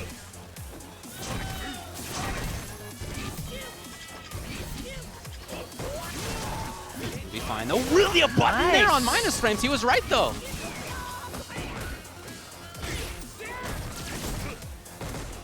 Oh, Mono. Okay, the knockdown comes. Caba with offensive V-rev. Exactly. Just outside of range for the EX sleeves. Mono can find that one more V-skill. I think he's there for trigger. Caba in trouble. Oh, he's got the knockdown. No! So smart! Where's he going? Overhead, what a block! He doesn't get the punish on landing, and Mono is able to close it out to the delight of the audience here inside the Puerto Rico Convention Center at First Attack. Your TO is still in. We told you we did not know what the result of this thing was going to be. All we were hoping for was a close one, and that's exactly what happened. Hard to get any closer than that. In big part because of the lack of punish on that jump forward medium kick. And he went for the big punish as well. That fierce on the landing frames for the full damage, but unfortunately just off, and Mono was able to close it out. A real scramble at the end, but Mono able to make the most of it. And I was really impressed throughout that whole set in the way that Mono was able to just maintain his composure throughout all of the, the EX flash kicks that Caba was throwing at him, just all the curveballs, the off tempo. I think that's really, characteristic, I guess, of Caba's Guile playstyle, where it's not that slow, methodical Guile. It's just real bursts of pace, then lulls, and it's really hard to predict his tempo. Kind of like an old school Street Fighter fireball kind of game where you just can't predict when anything's coming. But Caba, it's everything you can't predict when it's coming. But Mono did so well to just control that in those scramble situations. Very cool set. Yeah, love watching that battle between those two. All right, well, we're moving to the other loser side matchup. Oh, this is going to be here in the top 5. Very exciting one. You see them on your screen sitting down first there. MenaRD coming up to sit down second will be Talon, Hotdog29. Rocking that Red Rooster shirt, which is nice to see. Yeah. Team Spirit. Of course, we had the first week of SFL USA a couple of days ago. SFL Japan has been running for a couple of weeks now. And for the first time, I'm very happy to say Street Fighter League Pro Europe is happening tomorrow, actually. Season premiere tomorrow. So cool. I'm really looking forward to seeing that. Each of one these of the regions players has a bunch of different players, different styles are involved, different characters are involved. I am happy that they're all under the same rules. Yes, unified rule set. That's great. And in part no because of that. character bans. Thank God for that. Yes. I feel like the fact that there are the same rules means that we get to view the players through the same spotlight, which means that we sort of get a better look, I think, at their own choices rather than, you know, how do they respond to these very different situations of previous rule sets. So looking forward to that. Looking forward to this one, though. Mena sent to losers pretty emphatically by Justakid, going up against Hotdog, who's been fighting his way through losers for at least a day and a half. Went down there early on in pools, the Strange Hell, and has fought his way through ever since. That Bison. Looks like it's going to be the Luke again. FG Combo has one result between these two in history, and that happened at EVO Japan 2018. Damn. Dusting those results off. Who won that one? That was a 2-0 for MenaRD. Excellent. Round 1. Well, he's using Luke now. Fight.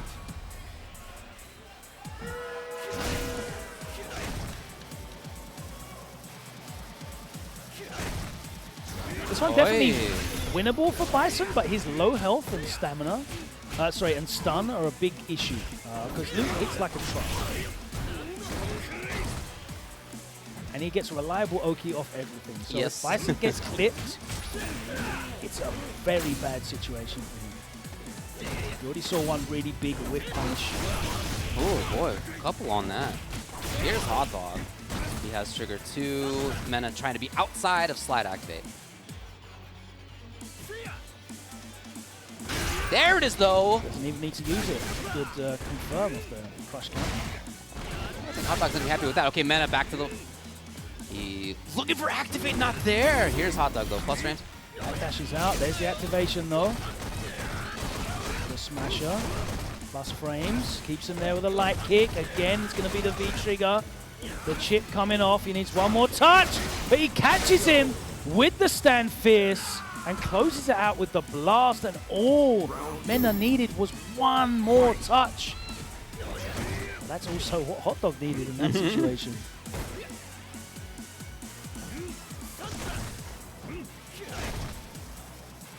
Hotdog at a range where he's outside of Luke's buttons only. That projectile to worry about there. Oh, funky interaction. Okay, Hotdog there first.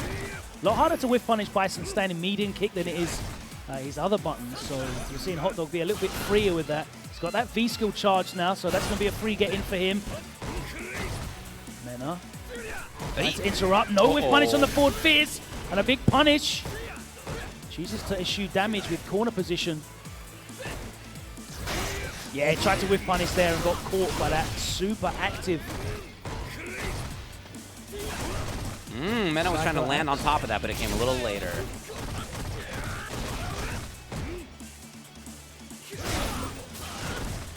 Hotdog with trigger ready to go. Uh-oh. Yeah, that one was an unfortunate.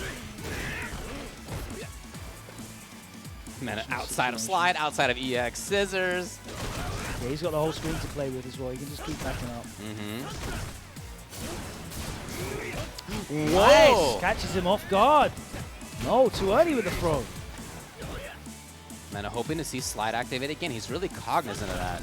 Look at the time now. 16 on the clock. Hotdog with a significant life lead. If Mena finds the hit fast, he can still take this. He's running out of time. Yeah, just looking for the hit confirm there. Great patience there from Hotdog as soon as he realized that the threat of the V-trigger was over. Backed off, maintained that life lead, didn't overextend. Yep. No need to. No, he played the end of that great. Not chasing the kill, which is ironically what got Mena killed in the first round. Right. Okay, so another one of the characters in the stable. Character that we've seen him play for a couple years now. As Luke became an options character, I saw him play less and less, but he's here now. So he obviously believes that this is a counter pick. Round 1. But in my experience, it isn't. So I'm really looking forward to seeing his approach to this matchup. Oh, yeah.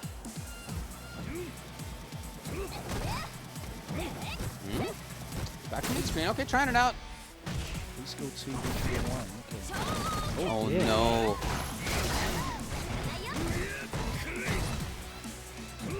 blast. It's really just been Hotdog walking forward, Yep. really without too much fear. Again, stun is close. Mena in big trouble. Made the hard read on the V shift, expecting a Psycho Blast combo to come out, but You know, Mena made the right read there, but he just was a little late, unfortunately, for him. Here we go. that's gonna hurt. Yeah. Jumps out. Okay. Back over you go. Nice, the hell attack into the EX, and the last hit does it. Once that trigger was active, we saw Mena find some offense for himself. Before that, wow, it was all Hotdog.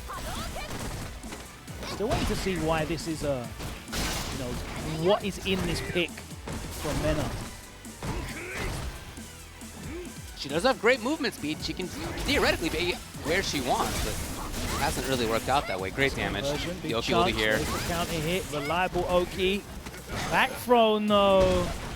That throwable hurt box from Bison. Spending a bunch of trigger just like that. Yeah, Hotdog happy to just sit there. There's the backdash though in that situation. Trigger's already gone. The hell attack again. And again, Mena backs off, doesn't want to be activated on at all. The wrong read that time. Oh my god. Oh!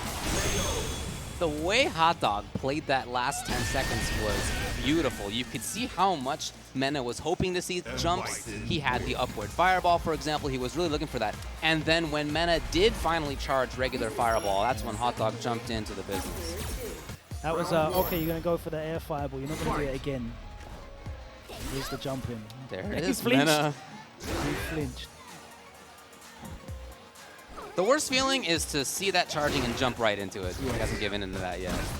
Especially when she gets a jump afterwards. That's cancel. All the way to the corner. Keeps it tight and then walks in and gets the throw still. Defensive back throw. V-shift break back to the corner. Oh, nice. Yeah, kind of a little spacing trap, I guess, there with the light kick. Nice with punish. Could have got more, but probably committed to the button. There's the trade combo. Very nice awareness. Here we go. Mena, yes, Oh, making it wow, happen. the stun in like 8 seconds. Needs a little. Oh, wow. I thought that was not going to be enough even still. Okay. But Mena, after finding that final pressure, was in there. Yeah, huge amounts of stun come out. There's the charge, and he's just reacted with the slide. Again, he's just pushed Mena all the way to the corner. Mena, stop. Hotdog was at the perfect spot for the anti-air. Again.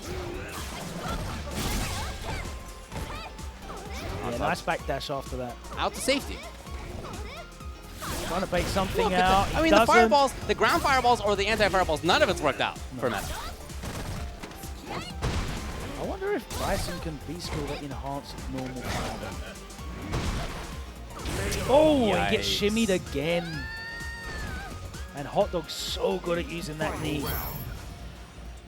So it is match point here for Talon Hotdog. Just been walking Mena down to the corner, walks into an EX knee again. Yeah, his regular walk has been a huge part of this. Just like that. Which is impressive because when Bison's walking forward, he just doesn't have a lot of threat other than that Psycho Axe. Yeah, it's a very slow bulldog. It's just like a wall closing in on you. Yeah, walks up and just blocks it out. Mena really trying to move. Here comes Hotdog. I mean, look, Hotdog's style is working out super well. He's finding these individual hits here and there. Ah, here's a big moment, though, for Mena. Get the Oki again. Plus range, but then there's no real threat at that range, and Hotdog just backs off. Activation off the medium, big plus frames. The round has to try and keep him there. The command grab is not coming. He doesn't need to risk it. Ah, he had pressed so many buttons. Risking it. Mena needs to. He stood up already. Yeah. The fist bump, and Hotdog has eliminated Mena in losers' sides. So not the top 8 that he was hoping for, but it's going to be Hotdog moving on. His reward will be to play against Mono. So it could have been winners finals between Caba and Mena. Instead, it's going to be both of them out at 5th place. Definitely not what the DR was hoping for. Yeah. But at least the PR has representation still in this Final Four. But we're going to be going over to a winners final now, I think. Yeah, that's where we're headed. Justakid and Mr. Crimson. So Justakid from the U.S. Midwest.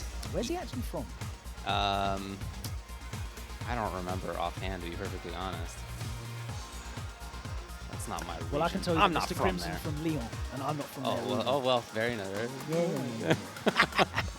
Yeah. Yeah, two guys who, as we discussed when we were talking about their winners first round, who are just on the apex of their game. As you mentioned, a lot of people were talking about Crimson as a favorite to win EVO. And even before the top 8 began, his match that he had versus... which one of the 50 Europeans that he eliminated are you talking about? No, he had an incredible run. There's no doubt about it. But yeah, he was, in any case, talked a lot about as somebody who could win and was only stopped in 7th place. It wasn't, what he was looking for. But Justakid was somebody who we've, again, sort of this year been talking about. He has been on the come up for a long time, and finally this year fully broke out. No longer on the come up. He's there.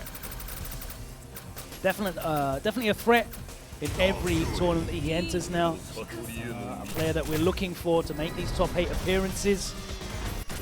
And here he is.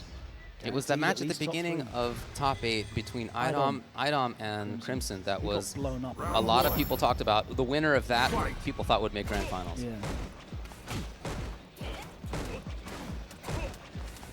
That was a painful watch for me. I'm sure.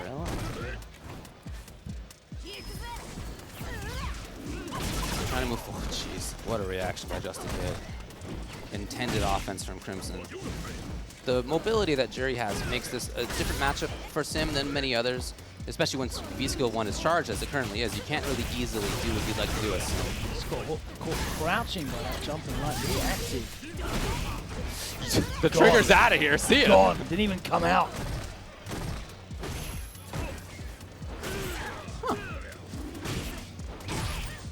Okay, finding a bunch of individual hits suddenly.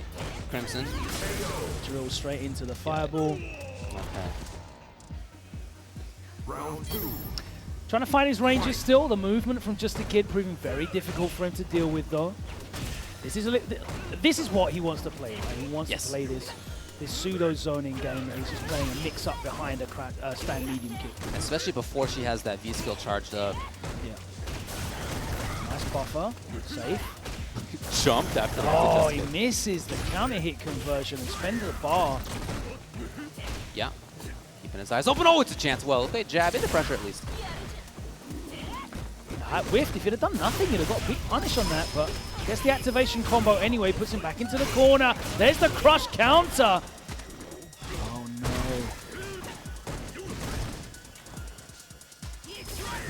Charging it up. Okay, well, a chase there. The fireball! I thought we were going to see a tool assisted combo. You're right. Oh, jeez. First game to Justakid. Looking very focused. Yeah, very calm. Beautiful skin this young man has. I want to know what his regime is. I think it's youth. Youth. It's called youth. Certainly benefiting from that brief sojourn to the seaside. Uh-oh. Nice, catches the juggle. Okay, so that V-Skill's there. And instantly you see Crimson trying to move forward more. Okay, here's the chance.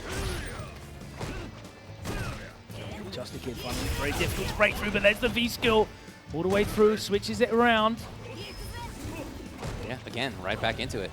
See how important outside of Dhalsim's range is for Justakid. Nice, look how far away that was from. Too close. To be aware of the fear of that EX activation, though. Ooh. Could be overhead low. Oh, no. Boy. Backdash saved him. Again, though, Justakid cannot get... He's in! Nice! He's okay. in! Crimson just blocking it out. And again, he gets blocked. Yeah, that time not going for the grounded punish. Just takes what he can. The hit even still! Charges it up. No free EX fires to start the pressure. Though. All right. Oh, the delay. Boy, he was hunting for that for a That's a while. half-screen frame trap.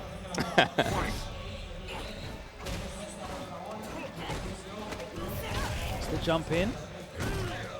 Crimson caught unawares. Back to that medium kick game. Dashes behind it. Not sure what the read was there. Fights his way out though. There's the teleport. He throws him back into the corner. And again, respecting it. Slide whiffs. Justakid can still find that activation point. He's getting there. Yes. Not going to do it yet. No. All right.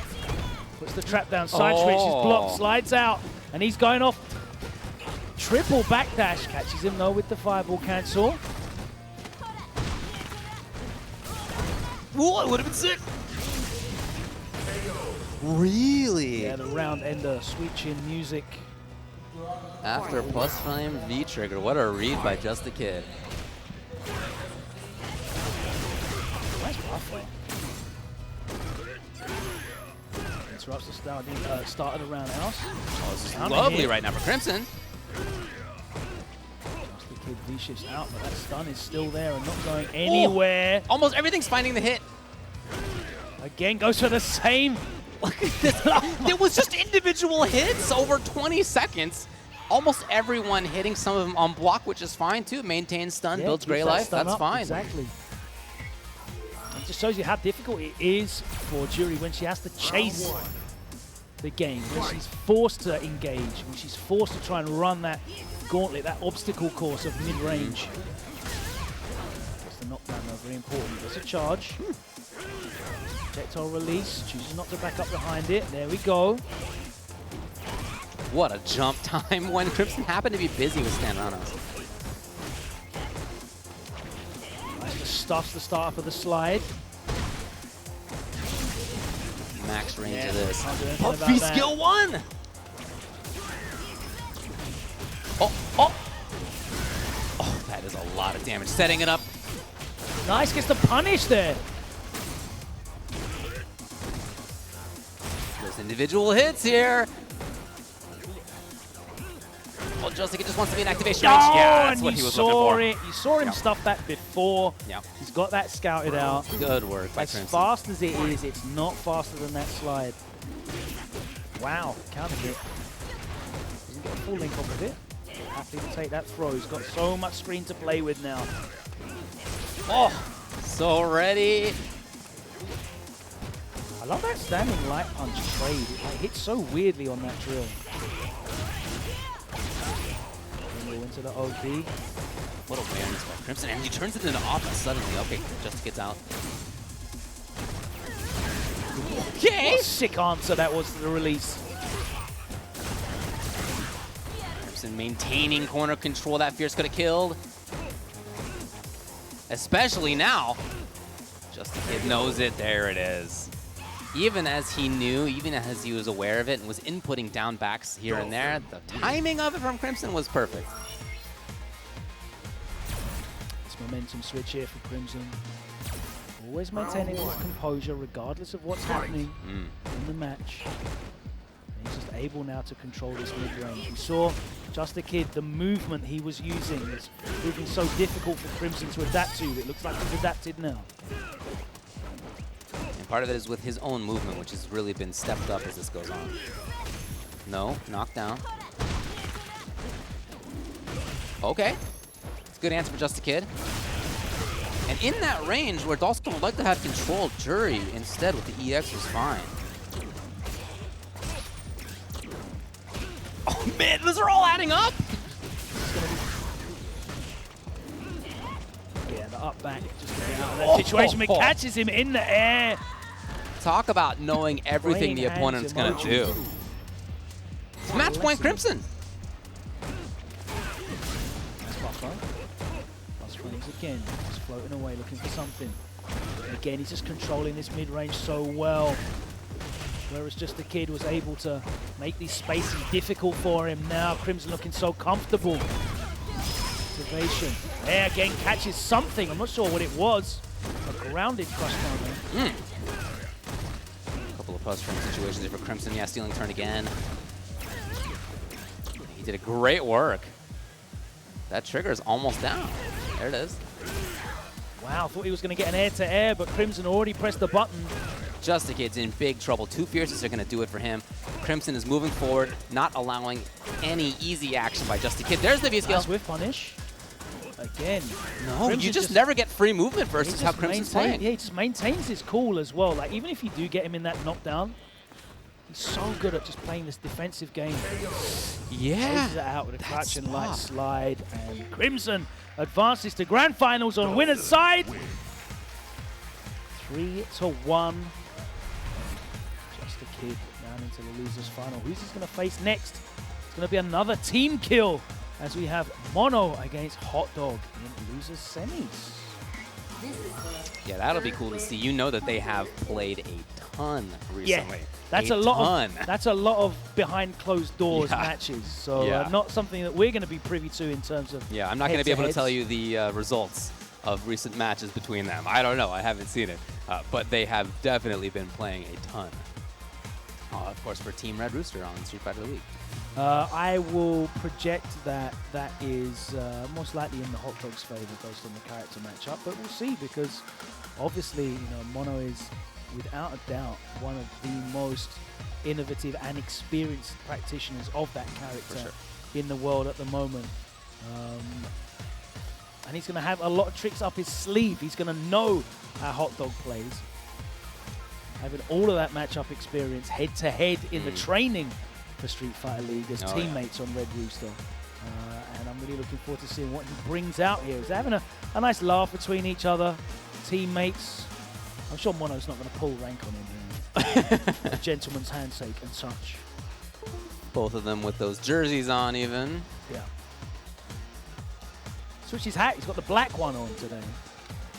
The sold-out purple was the cap yesterday. Yeah, Mono was telling me about how he feels recently with First Attack coming up, which was a few weeks ago, and how he wished that he could do both at the highest level, both TOing and also playing. And we were talking about how just difficult that is. Obviously, he's fantastic at both. It's really hard to do simultaneously each of those things. And how on the one hand, he's very thankful and happy to have had the experience of First Attack and helping to bring the island together and people to the island through it. At the same time, he really wants to have that opportunity to show that he is one of the best players in the world. And I'm happy for him so far that this weekend he has been able to do both. He's in top 4. He definitely does both at a high level. Yeah.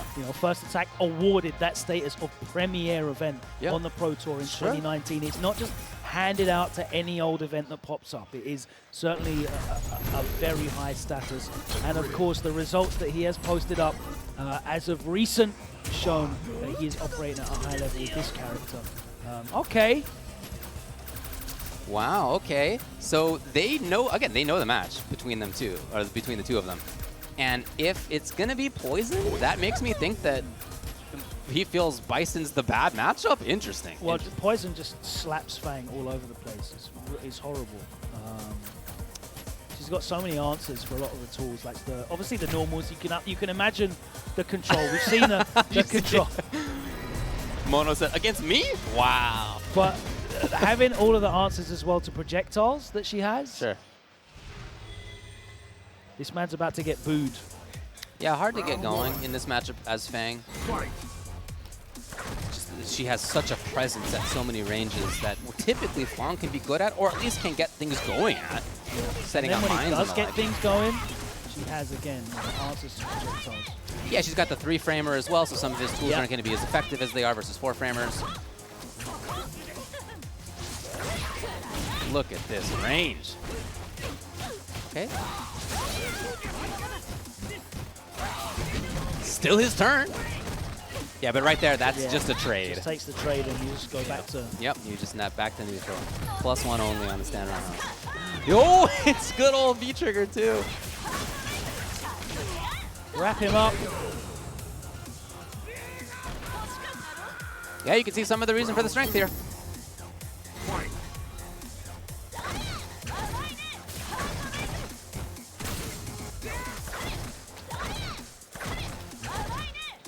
Already a ton of gray So life much up there. patience, though. Like, you have to really maintain your patience. The thing is, F.A.N.G just wants to be active all the time, doing stuff outside of that half screen. Punish. He just can't. Uh-oh. Okay, It's a take that gift. opportunity, yeah. Yeah. Interesting that Mono's even featuring a 1 in this matchup as well. Yeah, maybe as a way to get back in. Trying to make something out with a float, but just puts himself in the corner. Trigger 2 grab again. Caught asleep at the wheel and again, and Mono. He got hit by that 3 times in that game. Looks like he got hit in real life.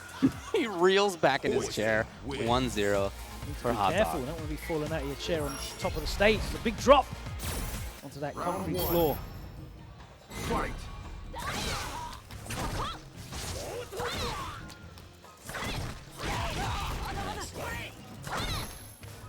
Mono has talked over the years about picking up a secondary again. And even over this last year, he's talked about picking up a secondary. Yeah, he's used a few. I mean, he Bison had historically. Bison, of course. Yeah. He learned Seth for a while. That's right, yeah.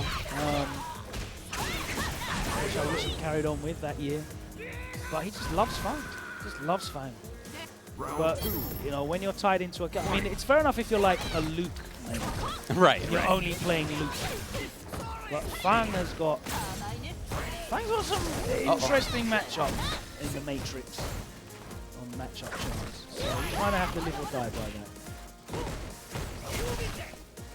I'll be honest with you, I feel like more so than his results being affected by being a TO, like the talent that Mono has, if he did pick a top tier, Dude, don't even get me started. Even more of an effect. Don't even get me started. Oh, the years I have spent talking with Mono about that. But nevertheless, Mono with the round, and the crowd's back into it. Waking the crowd up, a little bit of noise.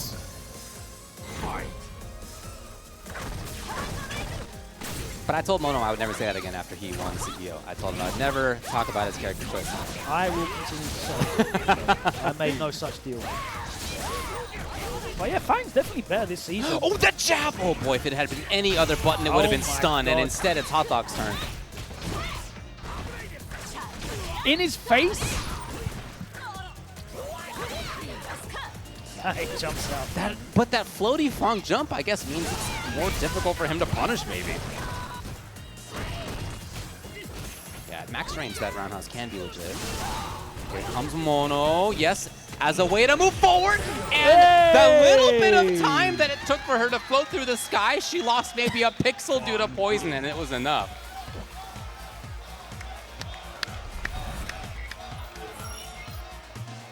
Hometown crowd breaking into a chant. That's what we like. Would he switch here? I mean, he won the first game, and the second game was close. Was that matchup not easy enough for you? Okay. I mean, you go to another winning matchup anyway. Okay. That I'm sure he's even more familiar with. He's got 1v Trigger 2. The combination. Command grab and Cycle Crusher. Round 1. Fight. All right. You see, again, so strong at just walking forward into the right spot, and he did that again. All of a sudden, it's corner.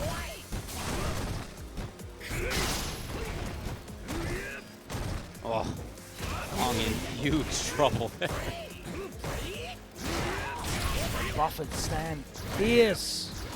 Oh my god, this is just an absolute ravaging. Okay, yeah, it's a call. People will look for roundhouse activate. Instead, Hotdog goes on top. Mono finds the hit. All right, look out for that slide. There it was. He does get the whiff punish in time. Okay, that's stealing legit. frames. Anything will do it overhead low, nothing. Oh, come on. Wow, what a call from Hotdog, and he was right. I love the timing of that. Normally a great tool defensively in this matchup, but interesting to see him use the hit stomp there. Again, walking forward into the range for down forward Fierce. Chases him down.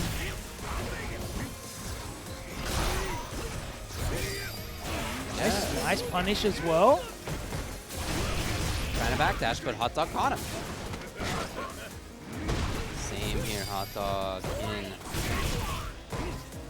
Pestering, plus frames all over the place. No chase down. Could actually catch him over that, but didn't want to link anything afterwards. Mono would love to get that B skill. Another trigger. Okay. So 2 games to 1 now for Hotdog. And Bison win. And again, his walking forward into the right spot has just been so consistently strong. Round 1. Character with slower buttons than many. At range especially, he's a 5-train character. Yeah. Nice, just walking out after that, max range. Oh. Tackle Axe. Last hit the knockdown though. Chases him down that time with the correct button, the fierce. No juggle though after the crush counter around us, but this is all racking up. The stolen turn of down forward fierce into down forward fierce. Yeah. And Mono said that you're not having another one anyway, and it's right for the jam.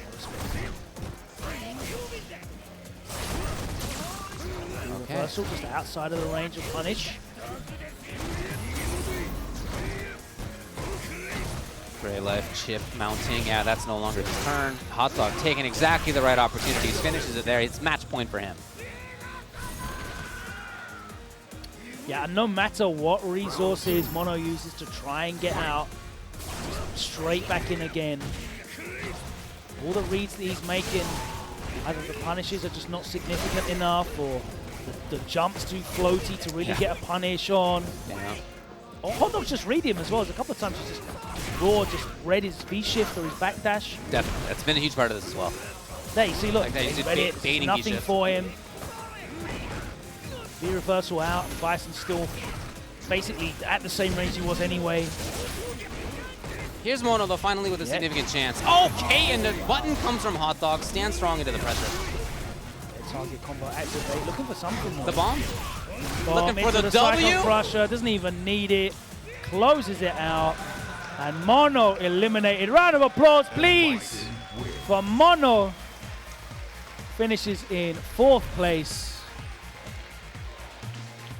It's hard to do both, TOing just said- and also playing at the highest level, but I think that might have been a tough situation, You even didn't if he see wasn't because TOing. the here. camera was behind him, but he just leaned right into Hotdog and said, counter pick? So Mono is eliminated. Hotdog will move on. It will be him now versus Justakid in losers finals. That's right. Hotdog staying on the stage. Justakid sitting down in the John Cena jorts. You know, I thought he was wearing full-on jeans this entire time until you pointed that out. I just assumed. Clothing choices far beyond his years.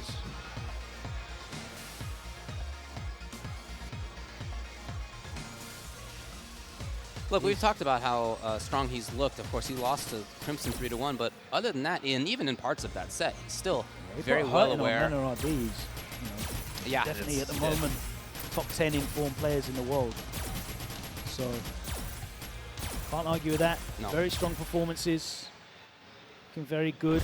Unlucky to not be involved in Street Fighter League US, not picked up by any of those teams. I think that's a loss for them. But he's here. He's competing now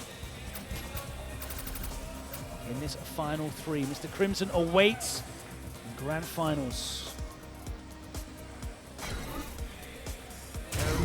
We talked about how long Hotdog has already been in losers side. Again, he was in losers even before the top 16, having been sent down there by Strange Shale. And since then, I mean, his run has been amazing. He had to take out 801 Strider. He then had to take out HTCM. He took out Itachi's Legacy. And of course, in the top 8 so far, Louis Man, Mena, and Mono. Quite a run. Not going to be popular on the island after this. He's lucky he's got the protection of Red Bull's team. Nice counter hit. Only gets the medium kick afterwards, though. Not in time. Takes out the V skill and charges in. Raw jumping. Not sure what Hotdog was doing. Gets caught there. Safe anyway. Yeah, a couple of unforced errors, really, from Hotdog at the end of that thing. Having been hit by the jump roundhouse and then immediately after.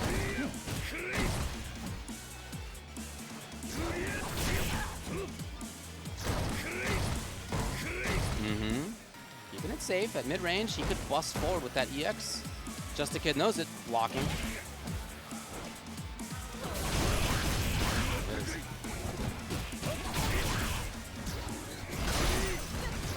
Hotdog early.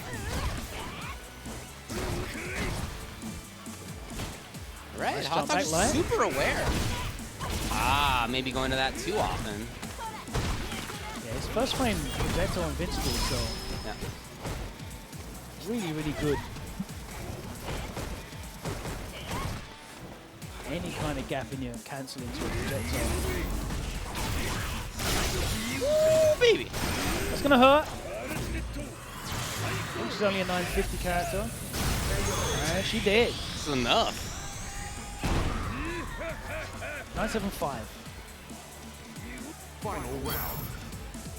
Just enough starting out of off the way. here with super, we're already ready to go.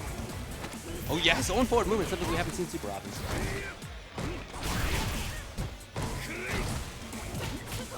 Okay, so catching it, it's a 20+ frame dash.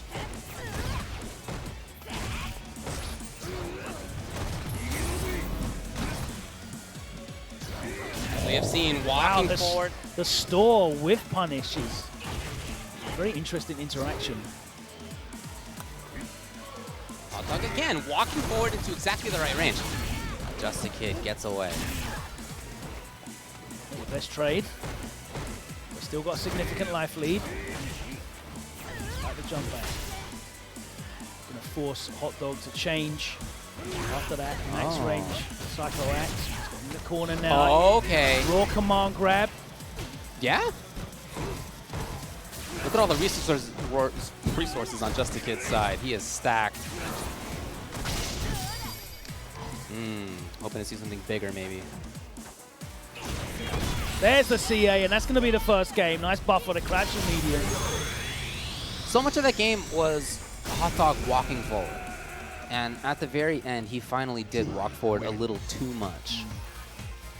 This is the first win for player one. So Justakid's strength comes out on top in game number 1. Yeah, Juri just hyper-mobile, and she's got yeah. really good back walk speed as Oh, well yeah. as obviously the very evident forward walk speed. You see him whiffing a lot of stuff that is a lot more whiff punishable this season. The Fierce, more whiff punishable. Psycho Axe has always been pretty whiff punishable as well, so it's the big danger. And as soon as you get inside of the range, fear of that very fast standing medium kick that she has. But if Bison's able to control this range, then you see exactly what's happening. Ooh! Interesting. That was nasty. It is Yes. enough there, jeez. Yeah, cool little setup. That was like one player gaming.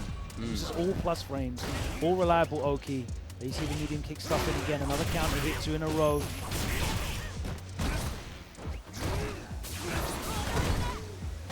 Blocking just in case there was Hotdog, but it turns it into his turn again. Again, he's here. Okay, jump to was Out. perfect. Activation off this for the plus, there we go. Double medium, the second one whiffs. No throw tech, but no answer either from Hotdog. He's been stuck here for a long time. Oh, interruption comes. He's going to Great turn it counter into hit offense. confirmed that was. See what setup he's got now. Where's he going? Yes. Right, good call.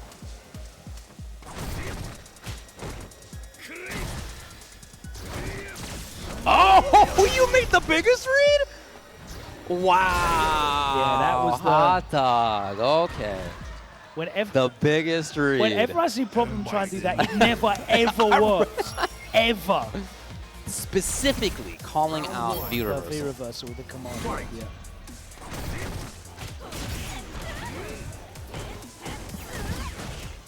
So 1-1.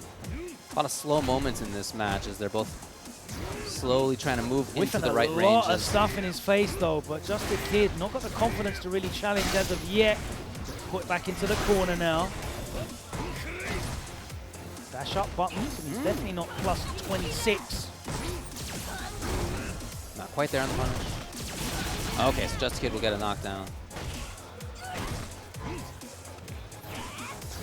There we go. No No anti-air there from Hotdog. Previously, we had seen jump jack jab from a couple times, but in this game, he's missed two. He's actually been landing a lot of the air-to-air mediums as well. Yeah, the hells, yeah.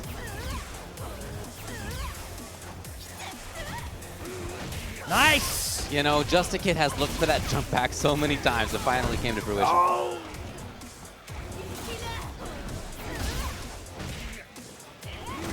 Okay. Oh Hotdog's turn, what a chase! What a hard read. Justakid was at a range where there was no real threat at close range after the slide. He cancelled it at that range where there's no real threat of a button or command dash. So he just backdashed, but the hard read from Hotdog to chase him down. What a call out. Right here, huge life lead though from Justakid. He does late tech. It is going to be a big punish here. He's charged it all up. It's going to keep going for a while. There's the juggle again. Charges again. Oh. Another release and a perfect round from Justakid. Final round. Quite a set of plays by Justakid right there. Everything turned out right. Hotdog trying to, again, walk back up to that range. Okay, Justakid denying. First time he's busted out with that. That's too close. -4. Ah! Yeah. I love the bravery of it. Hell. Go back with +1. Spends another bar to get the hard knock. V shifts out. Okay, still going to get the V trigger though. Now he's got the screen to play with. Nice buffer. Ooh. Love that change. The read on the command grab, and he's going to follow this up with a pinwheel into the meaty. There's the counter hit. He links it into the medium kick to close it out. And Justakid moves into 2-1. Those last two rounds were just such a sudden change, especially compared to the previous round where Hotdog had taken it. So suddenly just getting everything right was Justakid. Yeah, His own form, okay, unfortunate error. Yeah. He's made some really good reads in terms of letting go of that EX pinwheel, of course. Just not respecting Hotdog's plus frames at all. That was a big change. He did really well to get out of the corner also. That perfect round, though, it's just all correct reads on pressure. Yeah. And his pressure reads have been really, really good. He's been getting counter hit mediums, big damage into reliable Oki again. Just looping offense. He's just been right on offense and defense. Nice reversal early, get rid of those plus frames. Yeah. Over it with Hotdog. Okay, so plus frames here. Oh, into nothing. Walking back and forward, straight into that. Justakid has trigger. Okay, yeah, charges up. He is a threat to move in. There he is. He's got super. Not enough. He gets decent setup after this. Yeah. Gets the build. That ball is coming, really? My God. Not watching his feet right there was Justakid. Hotdog immediately answering with the EX blast. After that super, you get a free install from Juri's charge, and she can start approaching again on her terms. That EX blast just took that off the table.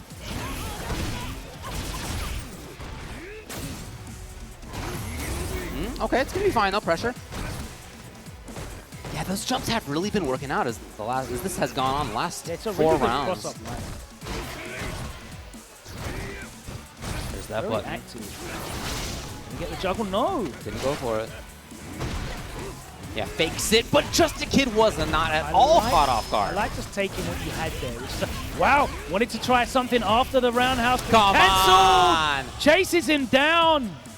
And again, the reads on offense from Justakid. Match point for him. He wants that rematch versus Crimson in Grand Finals.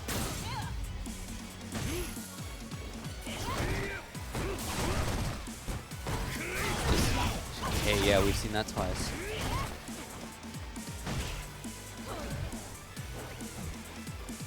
Hotdog has the threat of that EX. That would have been a big whiff punish, but he'd already committed to the V skill. Situation here where we've seen Hotdog. Okay, well, here's Justakid on offense. It's the throw. I like that choice. He's got the light lead. He can take that. Backs off again. Justakid focusing a little bit too much on his offensive pressure. Goes straight into the EX scissors. He's back in the corner now. Trying to keep him away. That medium kick. Nicely spaced roundhouse as well, and here's the charge releases. Fully stocked again. Activation, and that's going to be 2-2. So the chase ended up working out ultimately. And Bison wins. Very interesting back and forth. For both of these players, we've had sequences where they just look in control. Yeah, it's just been strings of momentum, you know, like as I said, the reads on offensive defense for Justakid in that third game were just all working out for him. In that instance, they didn't. It's just the long and the short of it. You're going to read a button on wake up or a delayed tech, and they just go for an instant throw or a block. It's the end of your pressure strings unless you want to burn the resources, and just doesn't have this use. Nice with punish on that store. Yeah. Big life lead here though for Hotdog. Those dashes are so ridiculous. Oh, super fast. The range that goes so far. Wow, it actually does have a hurt box somewhere. Rare footage of that thing actually getting hit whilst in the air. Nice! Patience really was late. there. Yes, exactly what he needed. However, Hotdog's turn. No, Justakid denies it. It's match point, Justakid. Real smart choice there. It was so likely that Hotdog was going to take his turn. Because if he delayed anything, an instant tech would have killed. Suddenly jumped forward, something we've seen so rarely from Justakid. At that spot. However, it's Hotdog's turn. He's in. He's in big time. Stun's an issue. Wow, the tech. Justakid lives. Okay. Air to air. He's got a lot of meter to work with. Another jump in. Goes unanswered. Awkward angle for Bison to deal with. If he doesn't have the time, he's going to be able to get the kill. Oh, no, he's still alive. Not quite. Justakid out of there. Prioritizing just escaping rather than keeping trigger. CA, and I'm not sure. Yeah, how does he find that? Sandfist flip into CA. Hotdog giving no buttons here. We oftentimes, okay, great reaction right there. Yeah, he was not giving anything like a stand medium kick, stand fierce, which we have seen right there. No, not at all. It's match point now for both. Final round again. I feel like I've seen so many of these. The raw jump in. Again. Twice in this game.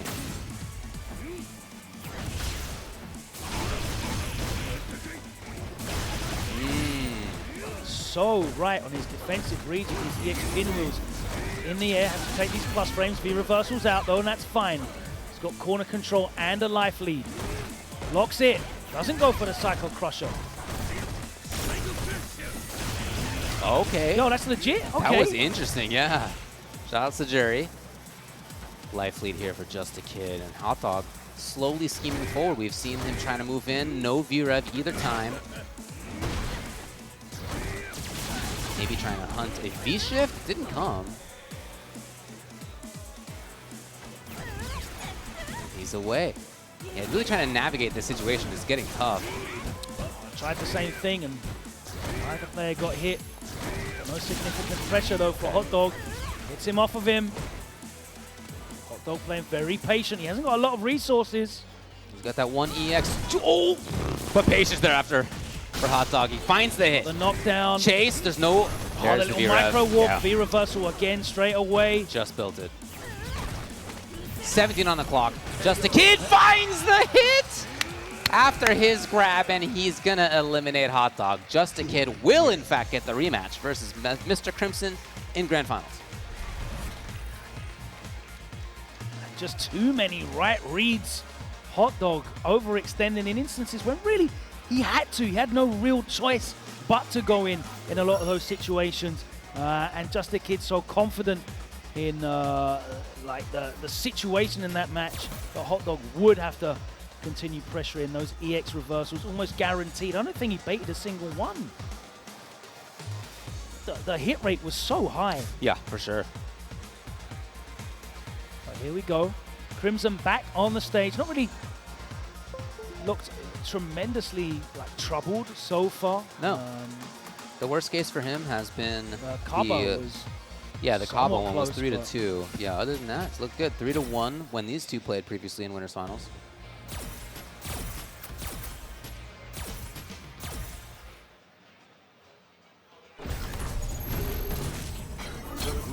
Justakid fighting out the loser side.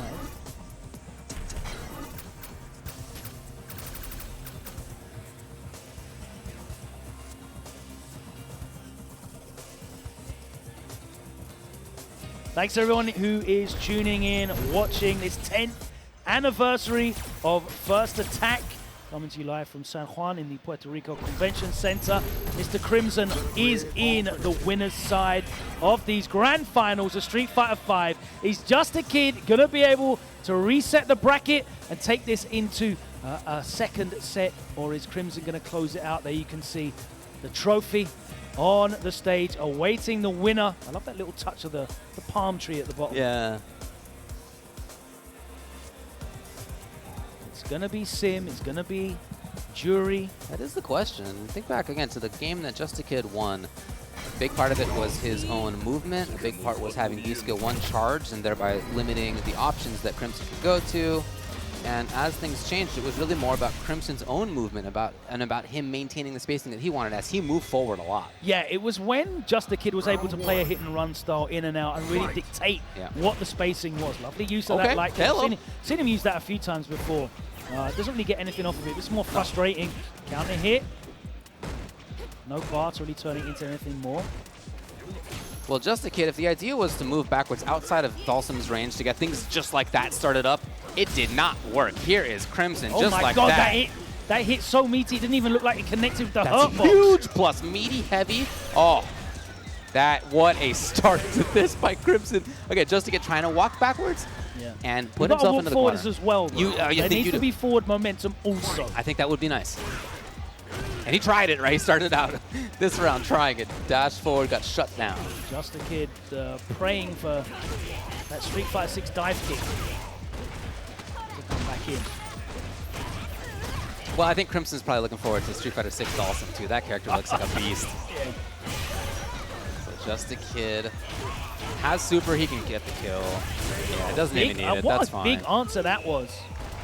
Corner equals death so far in this matchup, 1 round apiece. Interesting to see how it started. Again, Justakid with dash forward. Mr. Crimson shut it down, but Justakid's movement forward consistently after that. With things like this, walking forward and blocking versus the medium kick. And like he jumped in as well. He really switched it up. Nice dash underneath. Finds a little gap, but again, the read was right on that EX reversal.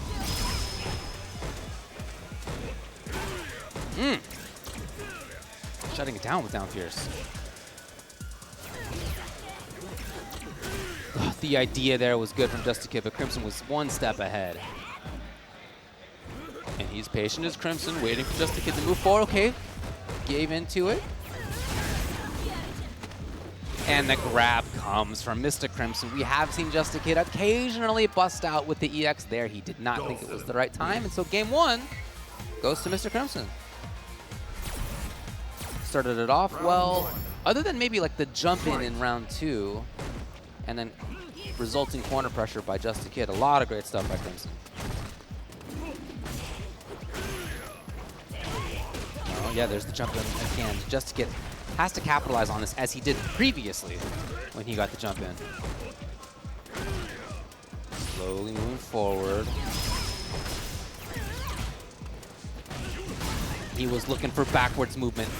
Crimson's choices are just so good. Yeah, his defensive and offensive reads are so good. And they're not guesses, they're reads. They're based on information. And he's so good at extracting from you with these strings. Just sees how you react in certain situations depending on what resources you have. And he's so good at adjusting multi-layered offense, multi-layered defense. Again, no answer to that trio. He was really good with interrupting it with the light punch, but no confidence at the moment for Justakid. There's the crush counter into the knockdown.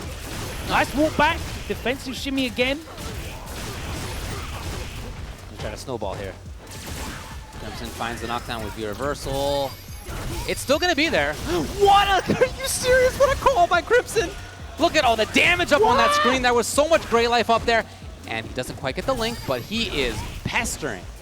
And that was a desperate V-shift break. All right. Just wanted to trade. That's all Crimson was looking for there. Nice air-to-air, and that's a great response from Justakid. Back dashes again. What a choice! He's gonna find the hit! Yes! Oh, from Justakid. Great solution. That had to be a hard read because he literally just like 2 frames before come out of float state. Well, whatever it was, he was right about it. It worked. Yeah. I'm seeing shades of round number 1 from game number 1 right now, though, as Crimson is looking for exactly the right stuff. 50% life lead now. Forcing to V-shift in that situation is such a huge win as well. That's his way out, activates off that. Lots of plus frames. Looks like +6 or 7. Crimson feeling comfortable. Fierce there, wow. Releases +3. So, man, Crimson is trying to speedrun this thing. 2 games already up. Taking a look there at Justakid, whose face in the past has been unperturbed, but as this goes on, and you're unable to see it at home, but I'm watching it, he is a lot more active face-wise than he was previously. Crimson, of course, not moving at all. No, no. Just looking laser focused.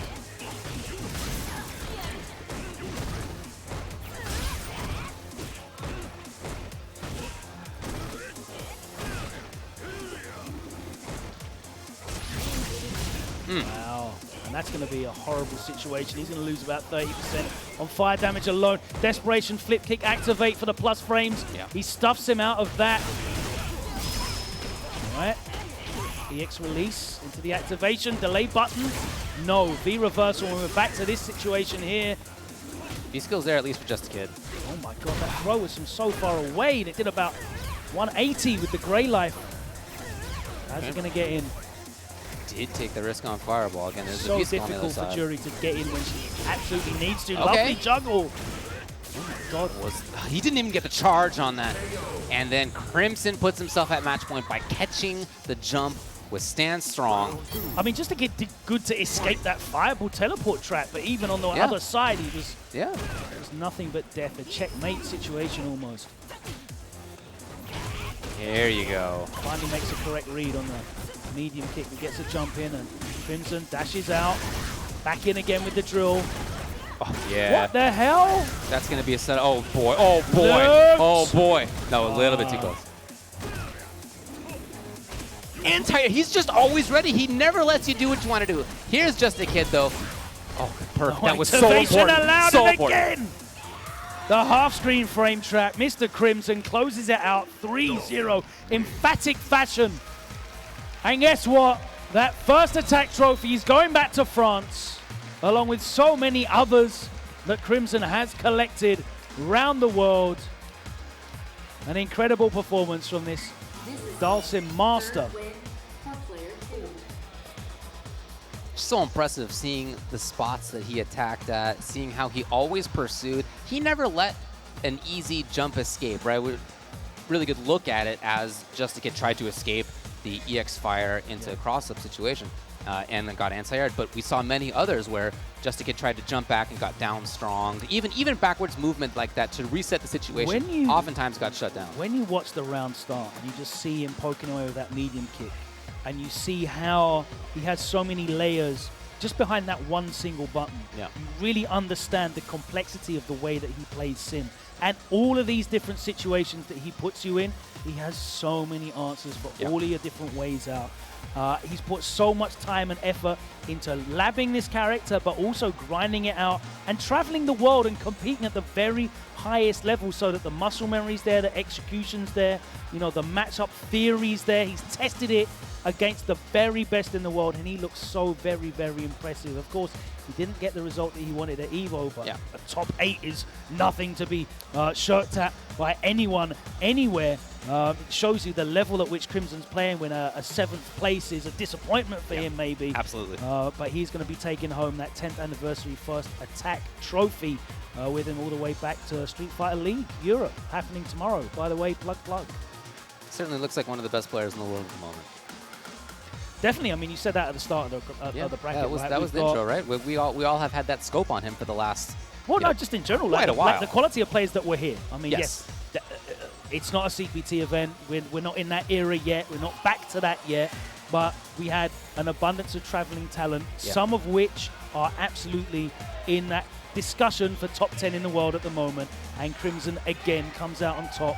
You know, barely breaking the sweat. Caba gave him a good run for his money, but in the end closed it out. And he's looking very, very, very strong. A really enjoyable top 8, a fitting performance for this 10th anniversary of an event that I think we've all grown to love over the years. Does so much for the community, but delivers great competition every time as well. Yeah, it's one of my favorite events to attend and has been for a long time. There's, again, a lot to do here that is not just about the fighting games, but about the fighting games, it's always super strong and always a blast to watch. And it's been great, too, to see not just the people who showed up to play here did well, but also one of the guys who was here to organize the tournament did well as well. So congrats to everybody all around. What a top 8 that was. Yeah, congratulations to Mono and Strange Hill making really impressive performances for the PR in the top 8 as well. So shouts to them. All the islands that came out and represented here in the Caribbean. A beautiful place to be, and hopefully we see you traveling out, making the effort to travel out for the 11th First Attack, which we should hopefully be back in 2023. We'd love to see everybody. Players are gathering up on the stage, getting ready to have everything handed out. Yes. Shout out to Bunch, who's done such a great job as well, marshalling the brackets, herding the cats of the players. Made everything run smoothly and on time. And again, the whole event has been run on PC. It's been run smoothly. There's been no issues, as you see on stage. The only hold-ups has been players going missing. There's not been any drivers collapsing or anything like that. It's been really, really well run. So shout out to everybody involved in making that. I know it's a huge amount of work to make things look like they're no work at all. Yeah. The hardest job is to make things look like they're easy, and you know, credit to Mono and his team for doing that as well. I can see the players are there on the stage, the ones that are still here anyway. Obviously, some of them have made the exit, I think, to enjoy the pleasures of Puerto Rico. But we will throw over there as well. Tong on the stage, and we got St. Cola as well. Excellent. All of your favorites. Oftentimes, Mono will hand out these medals after Street Fighter is done or after whatever game is done for the top 8. Not going to be so easy. Maybe he'll crown himself. We'll see as we head over to St. Cola for the presentation. And we good, we good. These are your finalists for Street Fighter 5 here at First Attack 2022. Give it up for them for the one time. That's right. In 7th place, it's Louis Main with the plane.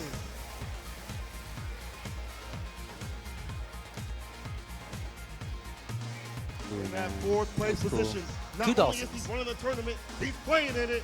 Mono! Oh, no doubt.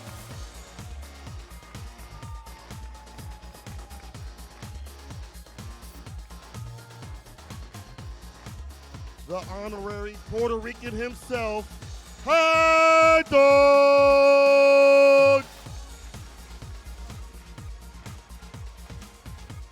The one hailing from Mid-Best, Justakid!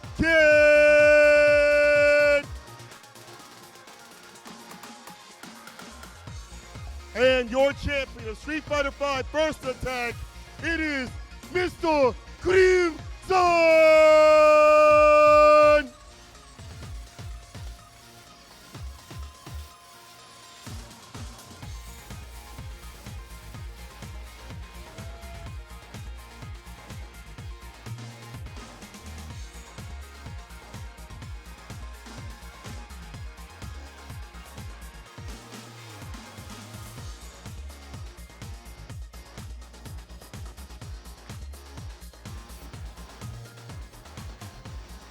Congratulations again to Mr. Crimson taking the 10th First Attack Street Fighter V title.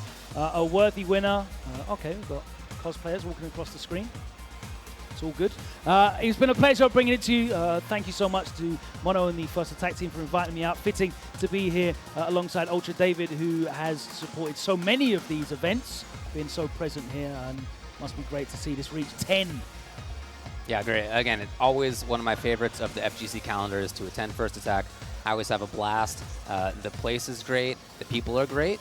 Everybody here is super cool. The food. The food is excellent. The food. The food is very good. Half man, half Platano, I think. Right now. Yeah, it's like all I need. My blood type is Mofongo. Hello, hello. There is a ton of great food here. I really highly recommend checking out Thank this you tournament in for the future if coming you've here. never done it in De the verdad, past. congratulations for the player We who are, participated in fact, Street going to head Fighter. over to the And stage for an announcement. We congratulate you from the company of Bandits that's sponsored by here and First Attack that the tournament run with our computer. So thank you so much for participating and congratulations.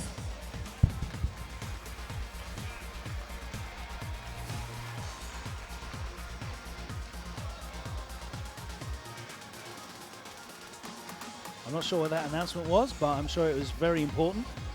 You can see Mr. Crimson very happy. Mono, of course, doing a great job putting this fantastic event together. Plug as well. If you want to see Mr. Crimson in action, then SFL Pro Europe 2022 starts tomorrow. Mr. Crimson, of course, team captain of BMS, one of the favorites amongst the teams involved in that. So check it out on Capcom Fighters. Goes live tomorrow for the first episode. But thank you very much for joining us here. More events to come, so don't go anywhere. We'll be back after a short break with more action, more fighting games to enjoy.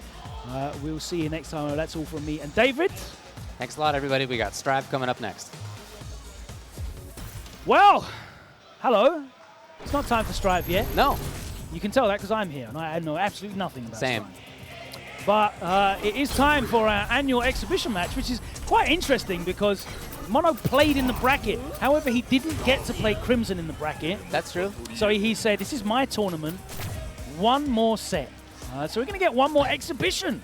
Yeah, as we mentioned earlier, in years past when Mono was not allowed to enter First Attack because it was part of the Capcom Pro Tour, and you can't enter a tournament that you organize, he had the winner play against him in one final set. Well, he had this chance to enter this year, and he's nevertheless going to do this as SHIN Grand Finals is what we're going with.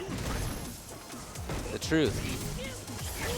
Coming out to play V-Skill 2 even for Mr. Crimson. Oh yeah, this matchup's who has horrendous. a lot of Absolutely experience. Horrendous for F.A.N.G, by the way. Mono in the past has told me that he feels like it's pretty even, but No, this is a horrible. blow up so far. Crimson's going to know the matchup very well himself, having a very strong F.A.N.G. in So Western the Europe V-Skill too. 2 means that he can put out the fireball, and F.A.N.G can't do anything because if that thing bounces back off, he gets a full combo. He can't just go underneath it. He has to respect it. It basically stops F.A.N.G from being able to do the stuff that F.A.N.G wants to do, which is put the carpet down and start putting the poison on the street as soon as he gets that V-Skill.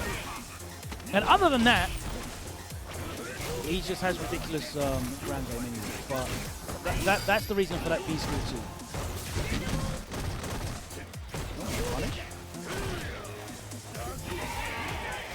Mono trying to move in, trying to move forward.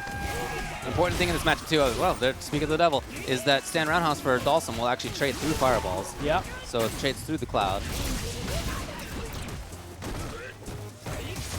Yeah, that cloud is really difficult to like legitimately put down unless it's in a block string because it's got so much startup. Oh my god, he's dead. It's got so much startup, so much recovery, and you can hit it basically like before. When the animation's there, the hitbox isn't there yet, so you can trade him out of it really. There you go. Perfect example. Crimson caught it. Wow, he really tried to steal a huge turn. Look at the pressure continues. It's not quite stunned, but next grab, next hit. Okay, Crimson, yeah, had to get away from that.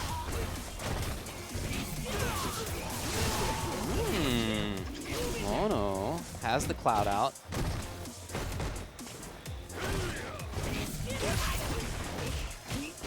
Down a hit, conversion, he was ready. Hey, backdashing into sweep activated. So instead of Game taking one. the opportunity to V-skill up, he teleported in, he wanted the rush down and the offensive opportunity. wipe that smile on He your face, always- dude. This is SHIN Grand Finals. I want you to take this seriously. When does he look any different to that? That's how he looks. That's exactly how he looked in Grand Finals. That is a punish right there. Yes, it's 1st to 2 in SHIN Grand Finals.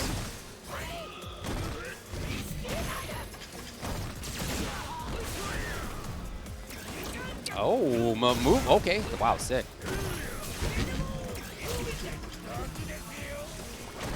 Poison is there. Slowly ticking out, but wow, okay.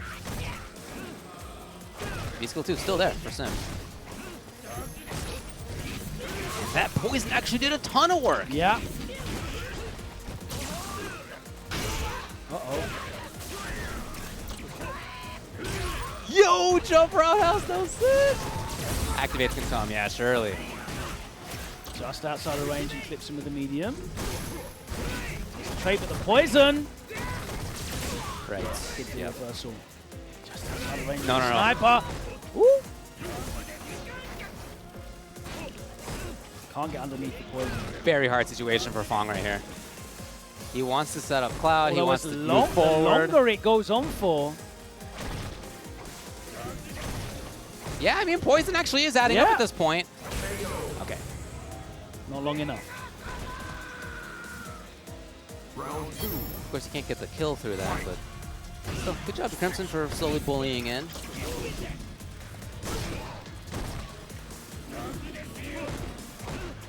Huh. There you go. Yes, Comes the back. heavy one will come back. Oh, that was Vero. Just got hit in time. Wow, real funky timings coming here out of Mono. Oh, beautiful evasion.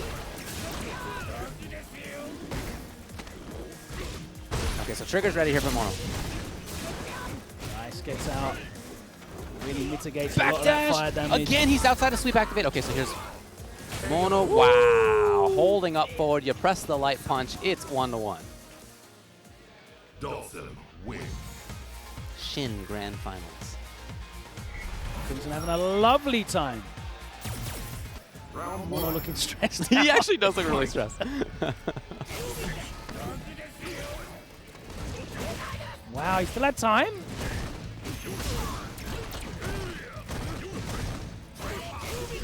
Nice trade. Yeah, and as you can see on Roundhouse, if it cancels like that, you get a lot of weird combos as well.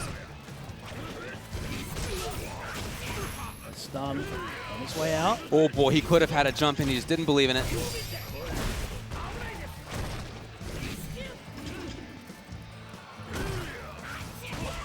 Well, I'm not taking the obvious sweep activate route right there. Crimson hoping to block it out. Here comes Crimson. Okay, knockdown. No V reversal available to him. That's fine. EX in this guy. Pseudo frame trap. Ooh, he got a little too frisky, I guess. And Crimson with the grab will put himself at SHIN Grand Finals point. First to 2, of course, in this exhibition. CO's privilege. Yeah. No one arguing the fact that he already played in tournament anyway, so No, it's all good. we just make it a tradition and continue it. Ah, One more touch, that's going to be it. what a call to do Roundhouse right there. Of all the buttons to bring out, but he was totally right, as he was throughout the tournament. Mr. Crimson, not only the First Attack 2022 champion, but the First Attack 2022 SHIN Grand Finals champion.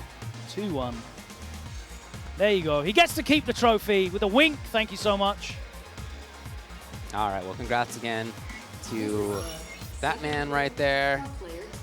He's looking pretty good these days, again. Pretty Pretty good. Mr. good. Crimson is one of the best in the world. I always have a blast watching him. You know I'm not shy about saying I think that Dhalsim is super fun. One of my favorite I characters in the really game. enjoy. Look, a lot of people will So put I down love watching Dhalsim. it. A lot of people put down Dhalsim. I really enjoy watching highly skilled players use Dhalsim. Right? There's so much nuance and skill involved in making this character really tick and turn over. Yeah. To get these results at this high level, it's really, really beautiful to watch.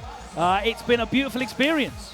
Beautiful watch, but beautiful to experience this wonderful event. First Attack 2022. That's it for Street Fighter 5. Taking a short break, and then we'll be back for some Strive Top 8 right here on Tampa Never Sleeps. So don't go anywhere unless it's to the fridge to get yourself some more refreshments, because the action continues after this short break. Thank you for joining myself and David. Don't forget Street Fighter League Europe. I'm going to plug it again. It's on tomorrow. You can see Mr. Crimson play alongside some of Europe's finest, and I'll be there as well. But I won't be there after this break because it's Strive, and I don't know anything about Strive, but you do, so stay and watch it. Take care.